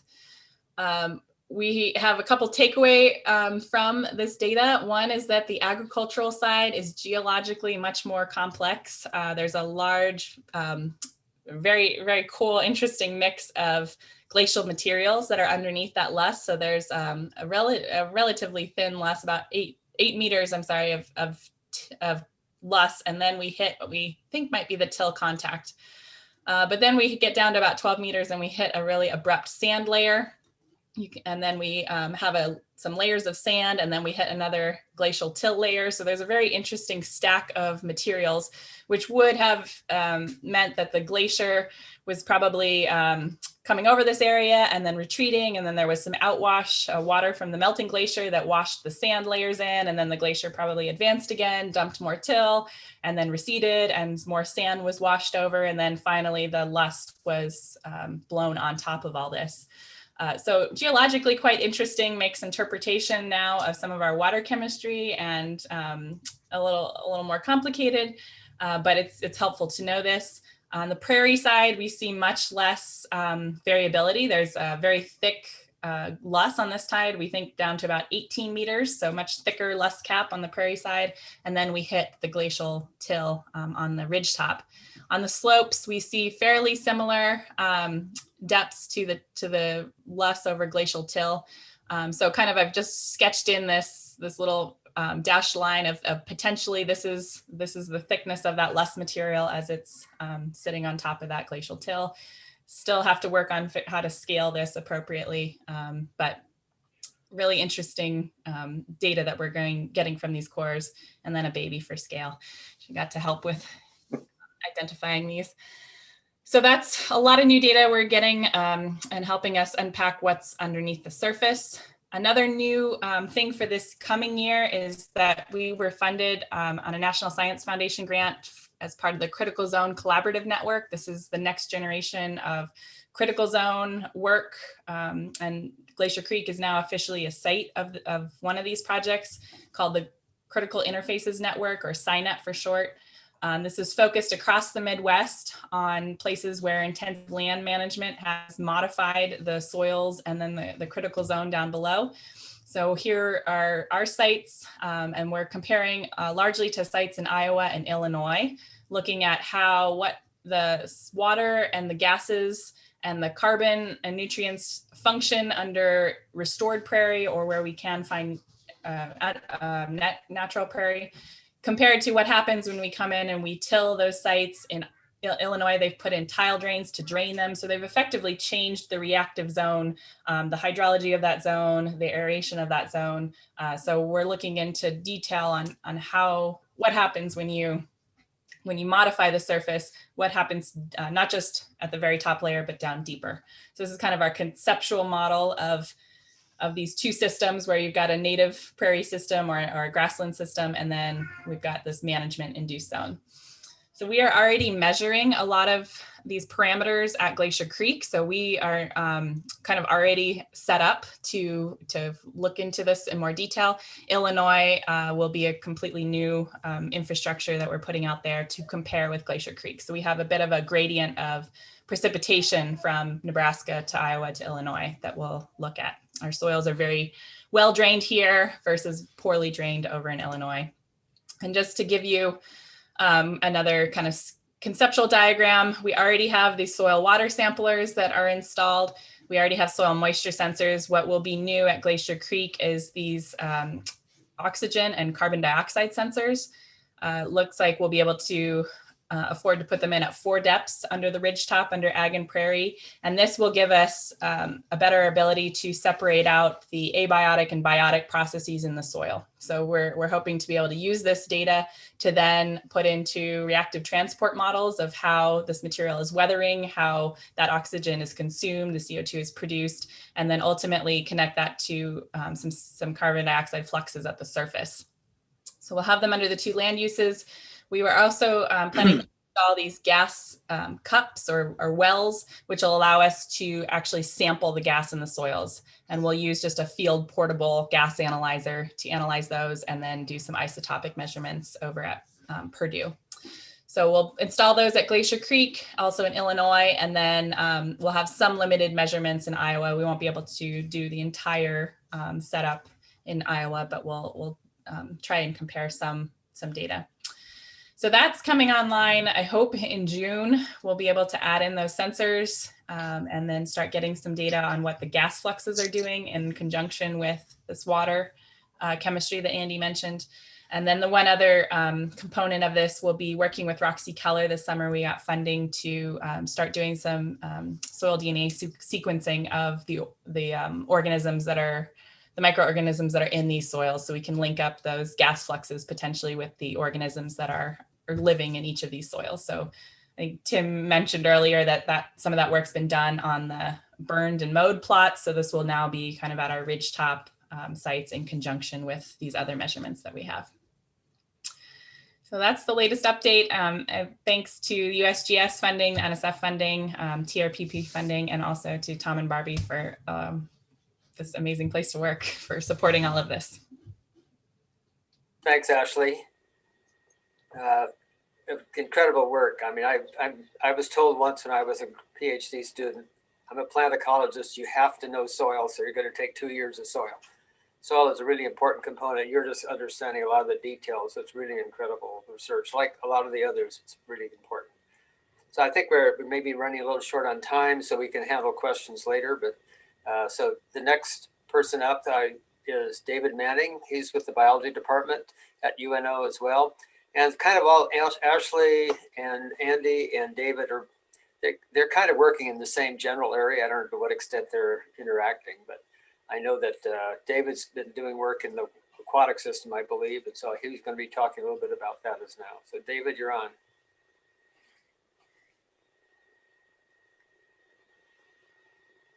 You're good. All right. Thanks everyone for being here this morning. And as Tom was mentioning, I'm really grateful to be part of the team that's working on what I would call watershed hydrobiogeochemistry. Maybe some others would call it something else, but it's just been a lot of fun to dig into the data and see what's going on. So I'm going to be talking today about this idea of what's called carbon spiraling, as well as nutrient limitation of algae within Glacier Creek. So what I'm interested in doing at Glacier Creek is really digging into what is the ecosystem ecology of the creek, and trying to estimate ecosystem functions using that high frequency water quality data that Andy mentioned.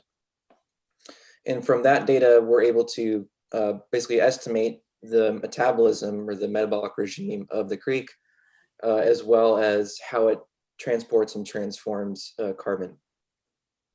And then along with that, carbon is linked up with lots of other elemental cycles like nitrogen and phosphorus. And so I'm interested in looking at how those two elements might control algal growth in Glacier Creek.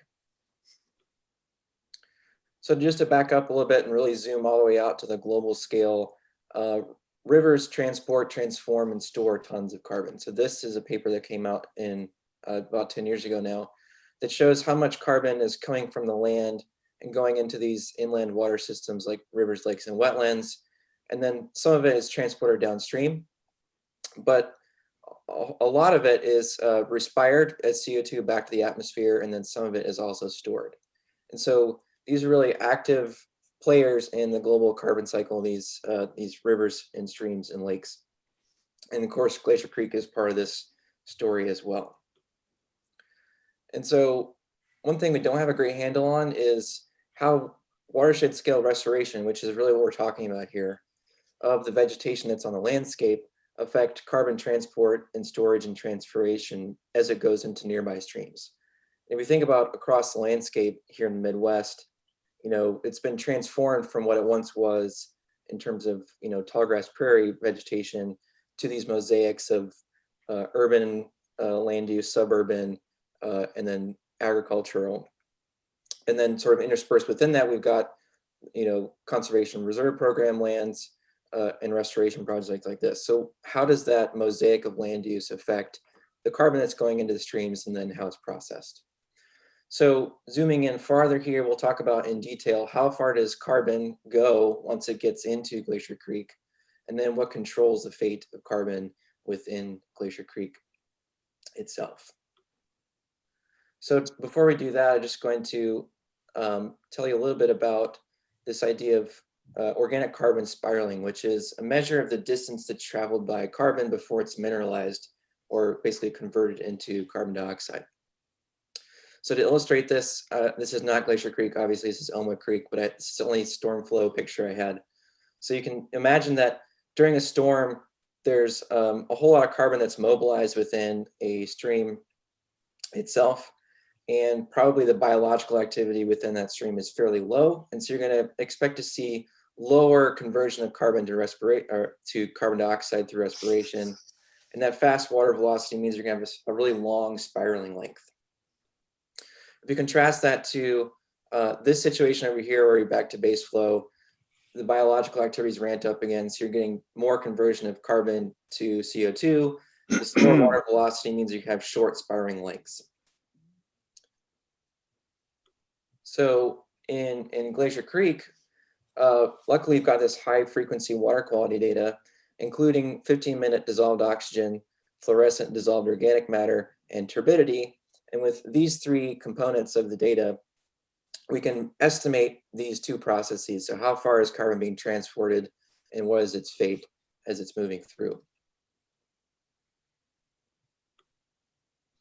So this slide kind of sets the stage for what's going on in terms of the biological activity within the stream. This is what we call ecosystem metabolism. So what I'm showing you here on this panel, this is gross primary production stream, so GPP in the dark green.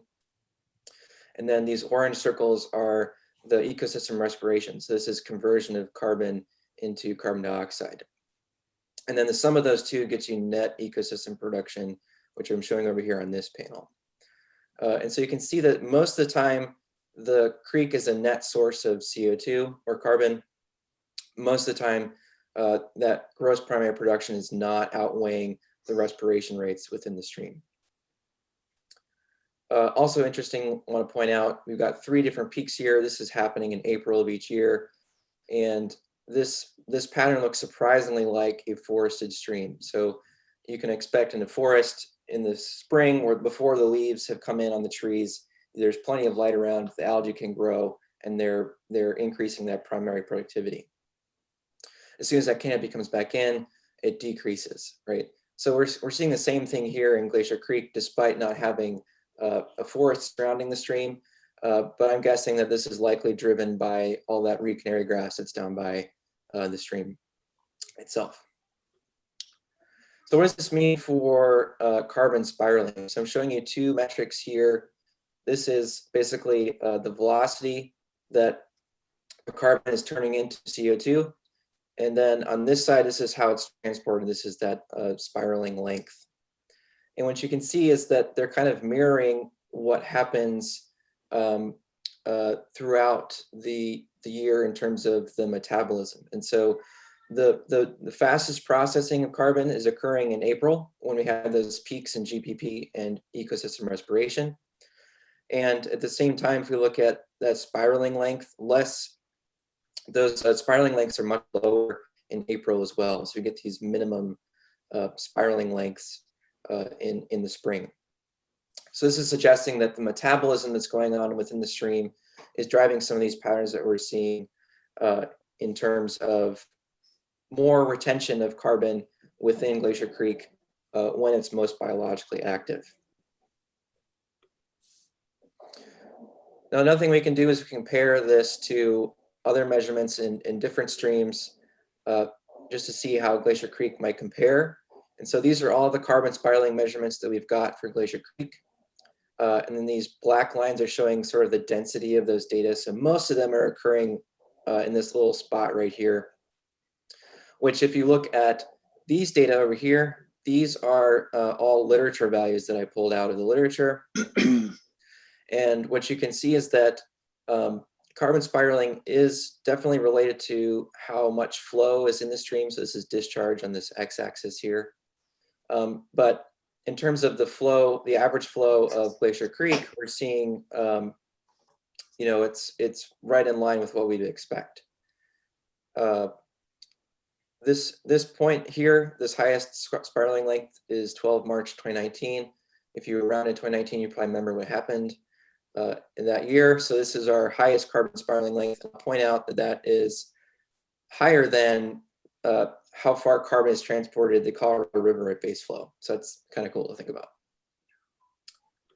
Okay, I'm not sure I'm doing on time, but for the second part, I wanted to talk a little bit more about which nutrients are limiting algal growth. So that primary productivity that's happening in the spring, which nutrients are more important for sort of limiting how much of that can possibly happen.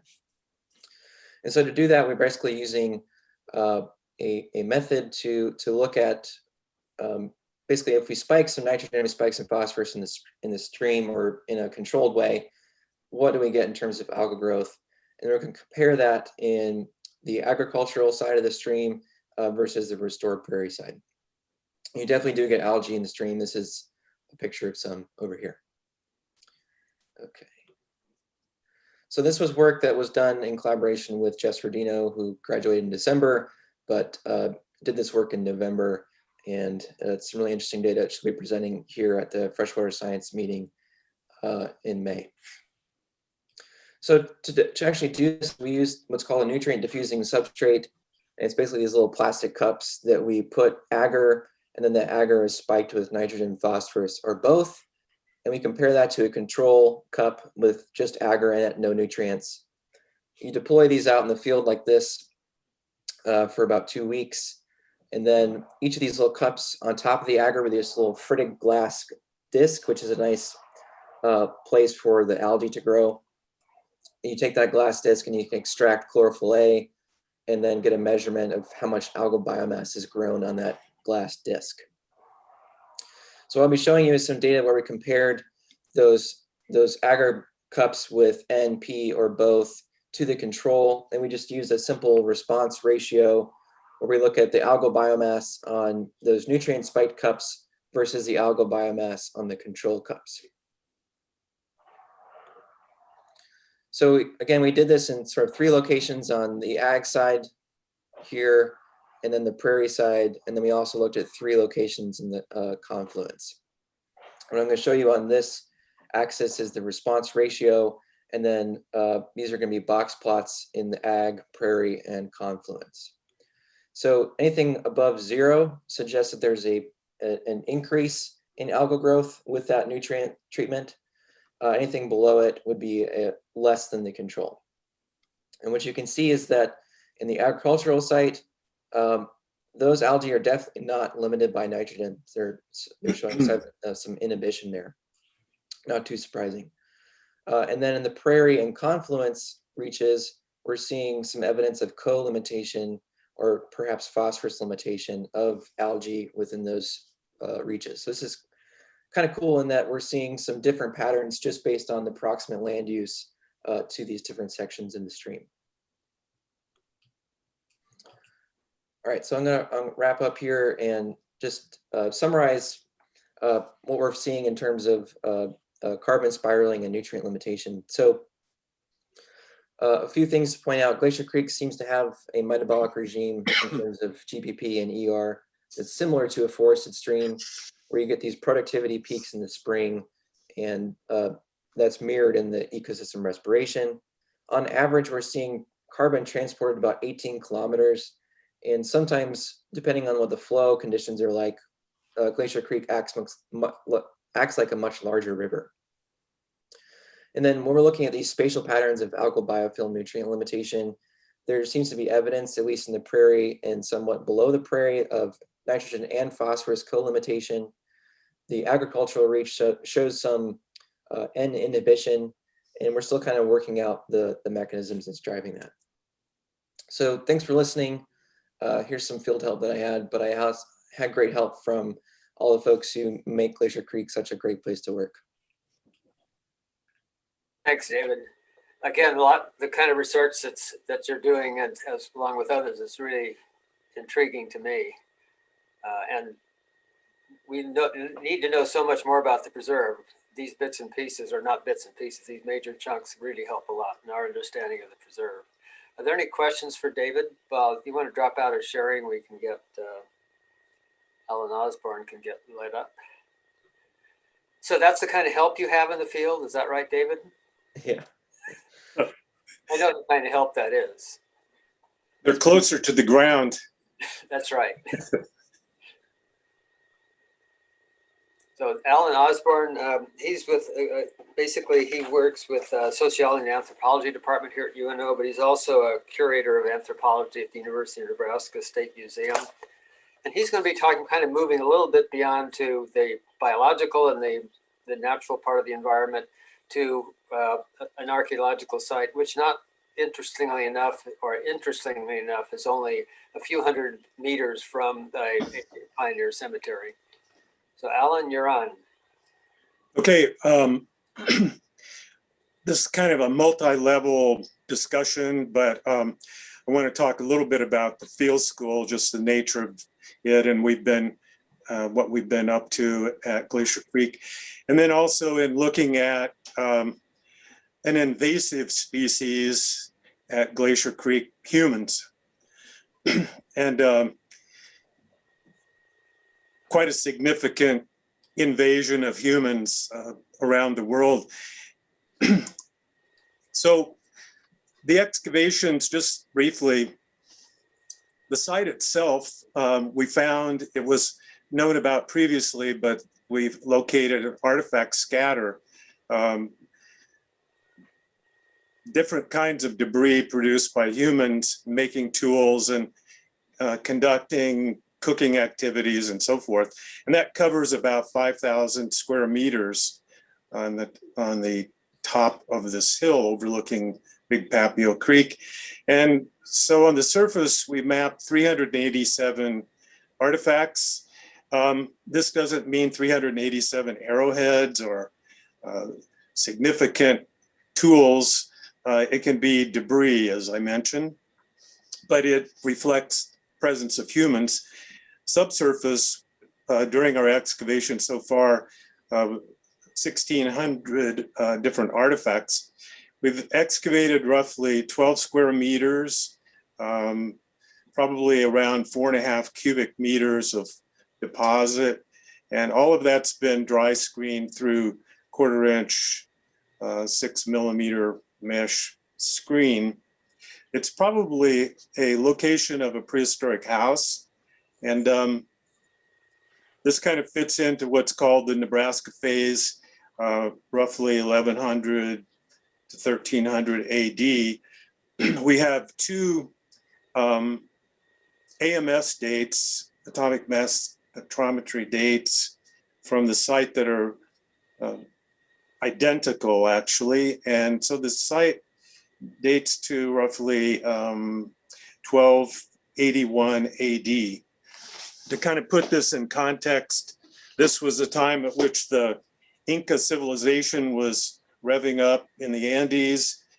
Kublai Khan was striving to invade Japan the second time in 1281, and Marco Polo returns to Venice from China.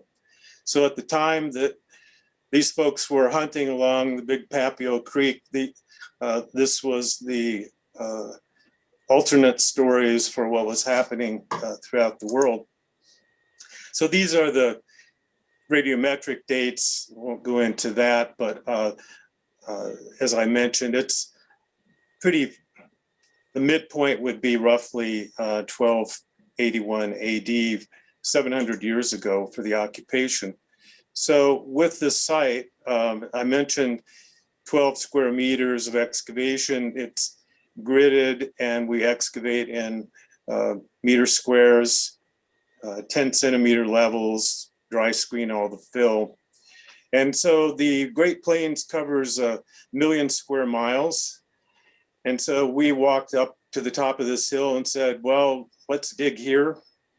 And we found the edge of a house. So I don't know what the probabilities of that are, but we were very fortunate to sort of immediately locate an edge of probably a feature that was the shallow pit dug for a prehistoric house. As I mentioned, all the fill is dry screened. And in 2019, the field school has been at Glacier Creek since 2016 through 2019. And last summer, we obviously didn't work. And so we have these this ongoing battle with trying to maintain the integrity of the excavation units, covering them up, uncovering them, covering them, a bit of flooding and slumping and so forth. But you can see in the profile here, the darker, this is sort of a cultural zone that is probably within a house pit. And so we just, basically, this is kind of a parting shot in 2019 at the end of the season during our excavations. We've been looking for features that would be, that would reflect post holes, some of the superstructure for the house, the exterior walls, the interior support post, hearth, storage pits, and so forth. And we've not located any of that. The site does present some problems in terms of interpretation, whether it's been partially eroded away, reused, because frequently people would come back to these locations repeatedly, sort of recycle items that were found at that location. So it's a bit confused as of yet, and hopefully this summer we'll be able to figure some more of this out. This is what we're talking about in terms of a house, a rectangular house, roughly 25 by 25 feet or so, entryway. And so what we're looking for are these exterior wall posts. And I think we've found one this past season in 2019 that I'll get back to. So the artifacts that we find are flaking debris from the manufacture of stone tools. There's no real good natural source of raw material for making tools. There is a glacial till that has been talked about today, but a lot of it is not very adequate and not very suitable material. So they were pretty much bringing in everything that was to be made into tools. So a great deal of what we're recovering are broken tools, recycled pieces, and very small flaking debris from resharpening of tools. Some of it comes from further south along the Missouri River and over into Iowa, some rice chert, and potentially some pieces may have come from Wyoming in the Hartville uplift area. That's still to be determined. So there are different activities, hunting perhaps, scraping of hides, butchering of animals, thermal features, cooking with stones, because fuel is pretty scarce in the Great Plains. And so along these riverways, there would be a thin sort of gallery of trees, but for the most part, they're putting rock into their cooking features to retain heat for longer term fireless cooking, in essence. And then there are pieces of pottery. So these are some of the tools, scraping tools, the base of a projectile point, an arrow point, the midpoint of a projectile point, the world's smallest hide scraper. It's about 1 inch long. It's been reduced down to a very, very small tool. Again, some of this reflects, I think, a bigger picture of what was going on. So this is a great deal of what we're finding would not excite many people. This is flaking debris, but this is a real signature of human occupation, use of this area. And so this is very significant in telling us where they obtain raw materials, how far away, gives us a better idea of their range of activities. Hammerstones of various sizes for breaking open bone as well as a working stone. This is a potential grinding stone, a mono, and this is an example of fire-cracked rock. This doesn't excite a lot of people, but for us, it's a really strong signature of human activity, and it's actually some of this that we found initially when we were up there doing the survey. Here are some of the potsherds, fragments of pottery, and these are along the upper rim of two different vessels.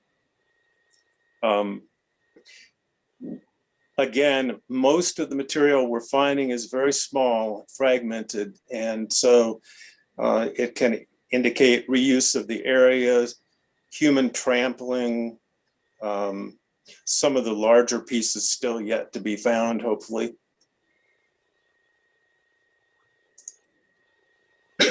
And then during the excavations of roughly the 12 square meters, we found very little bone.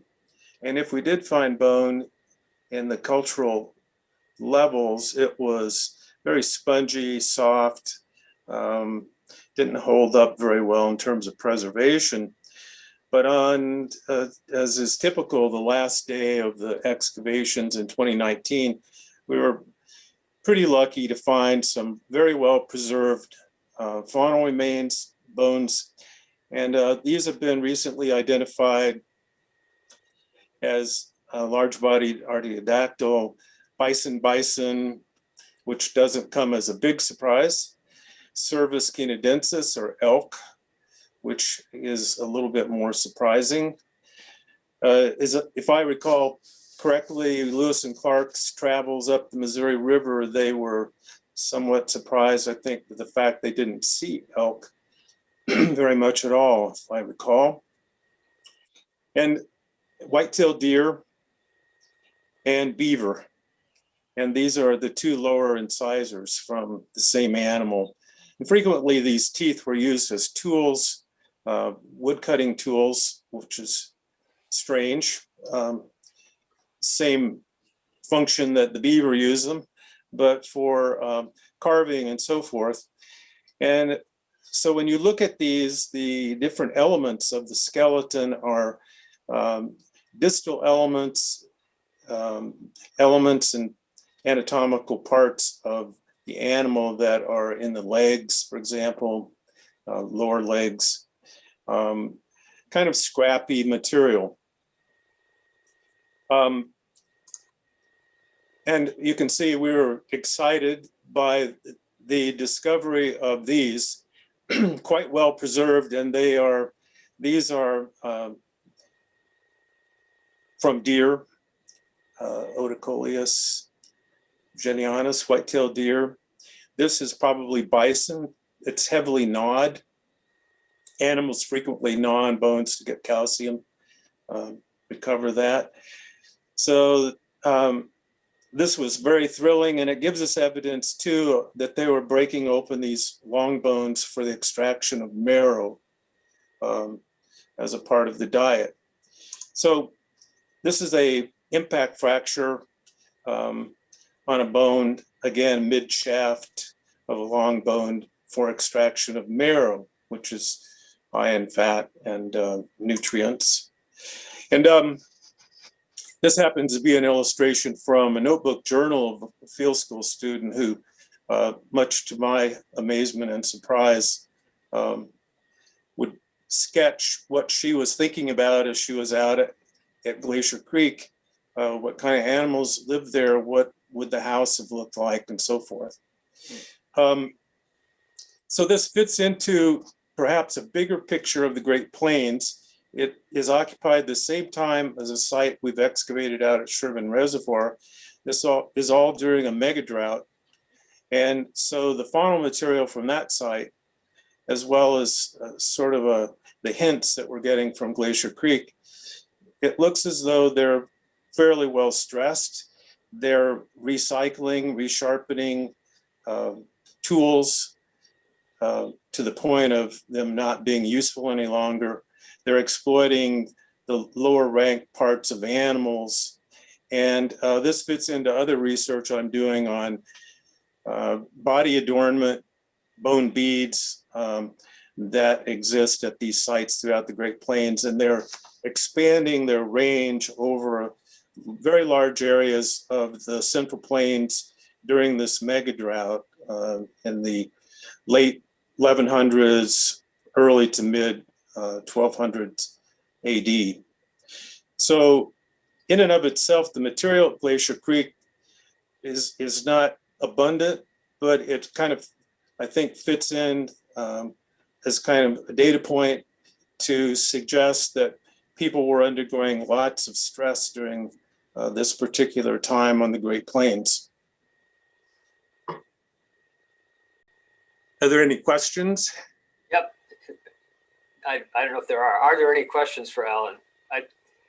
You'll see that how this sort of expands what we know about the site, not just biologically, but also from the human perspective, which I think is really important to look at the big picture of what's going on there. I really think this kind of work is the kind of work I would not be willing to do, but certainly it's important to get that information.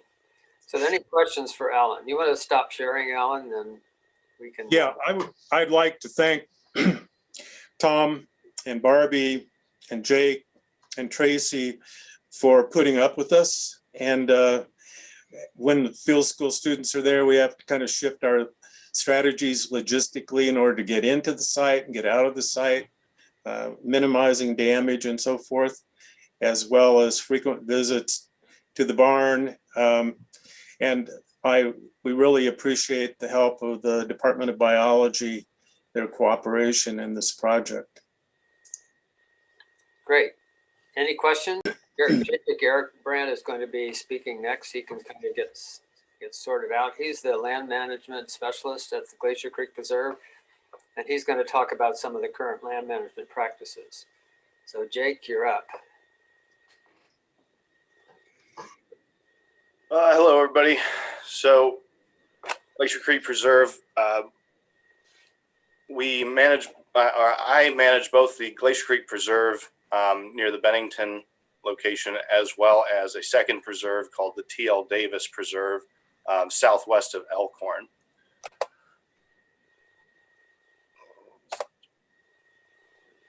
You want to maximize that picture? There you go. Oh yeah, there it is. So some of our primary land management goals are the restoration of the agricultural land adjacent to Glacier Creek Preserve, and returning it to native ecosystems, both tall grass prairie and wetland. And we're also seeking sustainable conservation of these established ecosystems for the benefit of wildlife communities, as well as human research and educational use. Probably one of our key tools for land management at Glacier Creek Preserve is prescribed fire. We use these prescribed burns to inhibit the encroachment of undesirable woody vegetation, and we also use it to benefit tall grass prairie vegetation. In 2020, we were not able to do any burns. We had no volunteer support, and volunteers are crucial to doing any of our large scale burns, as well as our research plots. So everything was shifted to the year 2021, and we're hoping to get all these burns done this year. We have two major landscape burns that we'll be doing at the Glacier Creek Preserve. The Allwine Tract Northwest section, which is this red section, primarily a tall grass prairie hilltop with kind of a cool season grass lowland component as well. And this unit also includes an annually burned section here of more cool season grass, but this section includes some Spartina transplants that we placed in that section. There's another set of these Spartina transplants within the 3-year burn section, this Northwest Tall Grass Prairie section as well. The second large unit we'll be burning in 2021 is the Southeast Tall Grass Prairie unit, here south and east of our long-term research plots. This is also primarily tall grass prairie hilltop with a bit of a lowland component kind of on this northern finger.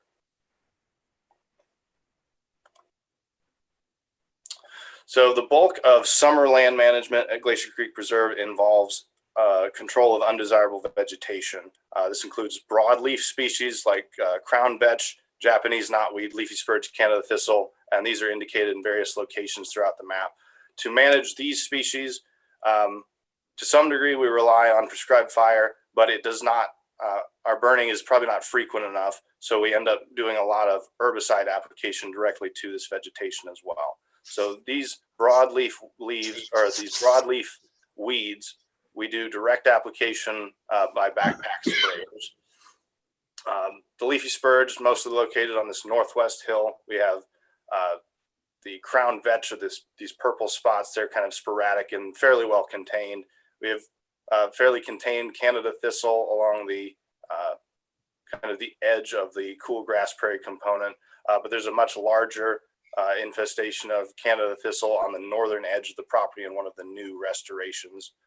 We also have this Japanese knotweed, is a kind of kind of a newer wetland invader that's kind of established itself on both sides of the creek north of our research plots.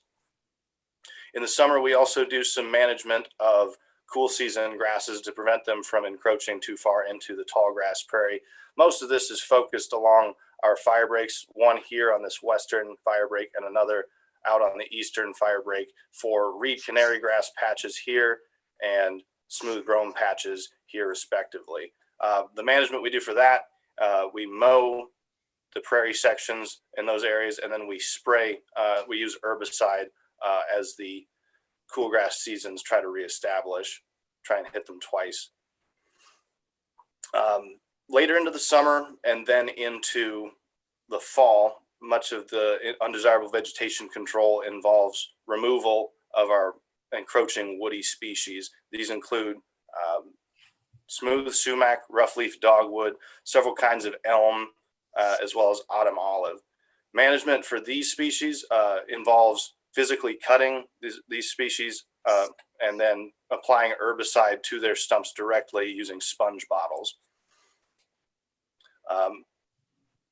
In past years, we've focused a lot of woody control management on some of these larger units out in the prairie. We'll still have some small trees established out there, but we'll go through every other,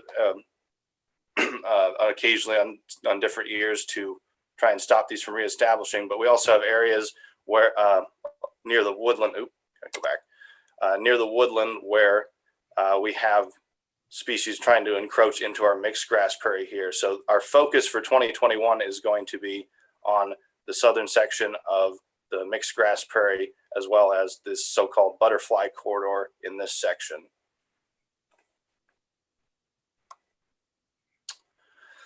So in addition to the Glacier Creek Preserve, I also do land management at the T.L. Davis Preserve, which is near Elkhorn, near the Elkhorn River, south of Q Street. This area is more of an oak savanna ecosystem, but has a hilltop prairie component as well. We do plan on using prescribed fire on this unit this year. Unfortunately, your pictures are kind of covering my, let's see, I can minimize you guys there. So we burned this eastern ridge, the north and east ridge, in 2019, and plans for 2021 are to burn this western ridge in addition. We also have a lot of undesirable woody vegetation that attempts to encroach on the within the prairie component on the top of the hills. Lots of roughleaf dogwood, smooth sumac. There's also a red cedar infestation, which is visible right here as well. Lower into the woodlands, we have honeysuckle and autumn olive, and all these are controlled by cutting and sponge bottle treatment. So we also have several restorations that have been ongoing at Glacier Creek Preserve. The first one is what we have called the fence line restoration. And this restoration is designed to be a transition between the already established restored tallgrass prairie and then the future restorations that will be occurring out to the west. This began in 2018. The tree line that had been there was removed, and then the fence line and terraces in this area were graded out. In following years, we had the field disked, and then we seeded it several times. In 2020, we seeded once during the summer, again during the fall, and our most recent seeding was about 10 days ago. So at this stage, we're probably going to do a lot of monitoring, see what sort of regeneration we see from the native vegetation we've seeded, and we'll do pretty frequent mowing in order to reduce weed establishment. The second restoration that we've been working on as well we've called this the triangle restoration. And this includes kind of an area that is just east of the building off of the yard. And it's actually expanded somewhat since then due to there was maintenance has done a project to kind of reduce some of the groundwater getting into our basement. So we've got a larger area here that will be included. This area also includes kind of the side of our fire break proceeding east away from the building. The reason we restored these sections was because we noticed a fairly high density of cool season grasses, which are undesirable in a tall grass prairie ecosystem. So management for this included, we mowed all the vegetation out and then did an herbicide application in the spring as the cool grass seasons were trying to grow. Following that, we seeded in June and then again in December. All seeds that we used at this site, we collected on site at Glacier Creek Preserve. And I think our plans for this year, we're expecting most of this restoration to be burned with our prescribed fire that should be upcoming in May or late April. Following that, we'll probably do another herbicide application on cool season grasses as they try to establish, after which we may do some more seeding and then monitoring and weed mowing in the future. So some other land management projects, just to touch on briefly, we have a Spartina transplant plots that were established, as I mentioned, north of the building, one in an annual burn unit and one in a rotational burn unit, where we planted these Spartina plugs and are trying to see which fire regime benefits them most in terms of allowing them to expand and thrive. We also have long-term biomass collection in the tallgrass prairie, which examines biomass generation of tallgrass prairie following prescribed fire or in years when there has been no burning. Another major project that we had completed this last year was a replacement of our driveway, which had been partially hard surface, and we were having a lot of erosion issues into the ditch. So we've had the ditch graded out, the driveway replaced with gravel, and it's been seeded, and there's erosion matting on it as well. So we're hoping to have some prairie regeneration in that erosion section to help hold it. We also do a lot of seed collection, mostly in our mixed grass prairie and then at several locations within the tallgrass prairie at Glacier Creek. And we use this seed on our restoration projects like the triangle restoration and the fence line restoration to assist us. So I don't believe I have anything else in terms of land management to talk about. Anyway, any questions for Jake? Okay, did you drop out of sharing? Yep, stop sharing. Okay, I'm just going to share my screen just quickly here to kind of finish up, if you will. First of all, I'd like to thank our presenters for taking the time to talk to us and give us some idea of what's going on at the preserve. All the way up through the research that's going on, plus the work that Jake's doing on the preserve itself, trying to keep things kind of going and improve things, keep them from getting worse. So there's just a couple other things I want to briefly mention. The long-term research plots are still ongoing. They were established in '78. There's a lot of work that could be done here yet, that yet could be done here. And so this is a long-term project. There's really no end to it. I collect data every year on the vegetation, and there are sites that are available for people that may want to do some type of research. One of the major things that's going on now, maybe an opportunity for research, is to the west. Glacier Creek Preserve is this piece right here, and this is to the east of it. And this is the restoration plan that the NRD had been proposing for years, and I think that might actually come to fruition this year. So they're going to basically, what you're looking at here, this is all cropland. They're going to widen the creek and make it curvy, make some areas here for water to accumulate, in part to make amphibian habitat and things like that. But if there's anyone interested in looking at some before data, I know some people are already collecting before data, but this is an opportunity that's going to be taking place. The third thing that's happening is they're going to be widening State Street from basically our entrance to the west.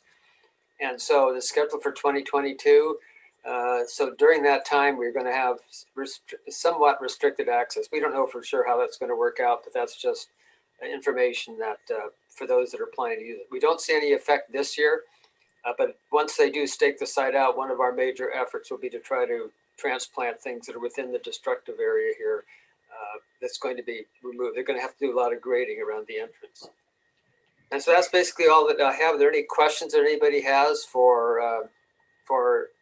anybody here, Jake or myself or others that have visited during the day, during the morning? Tom, for the State Street widening, are they going to make that 4-lane, or are they putting turning lanes, or what are they doing? They're going to make the same way they've got up to from 144th to the entrance to the preserve. It's going to be a continuation of that. It's 3 lanes. Okay. So they'll have a wider strip to get more insects trapped and caught.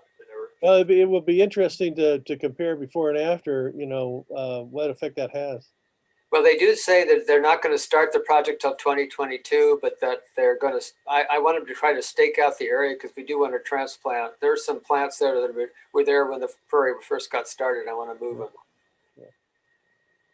So again, thanks to all our presenters and to those that were able to come and visit today. Any other comments or anything? Well, thanks again to the presenters and for those of you who are able to take time out of your day to do this. Stay safe and hopefully you can get out and enjoy the day outside somewhere where it's sort of sunny.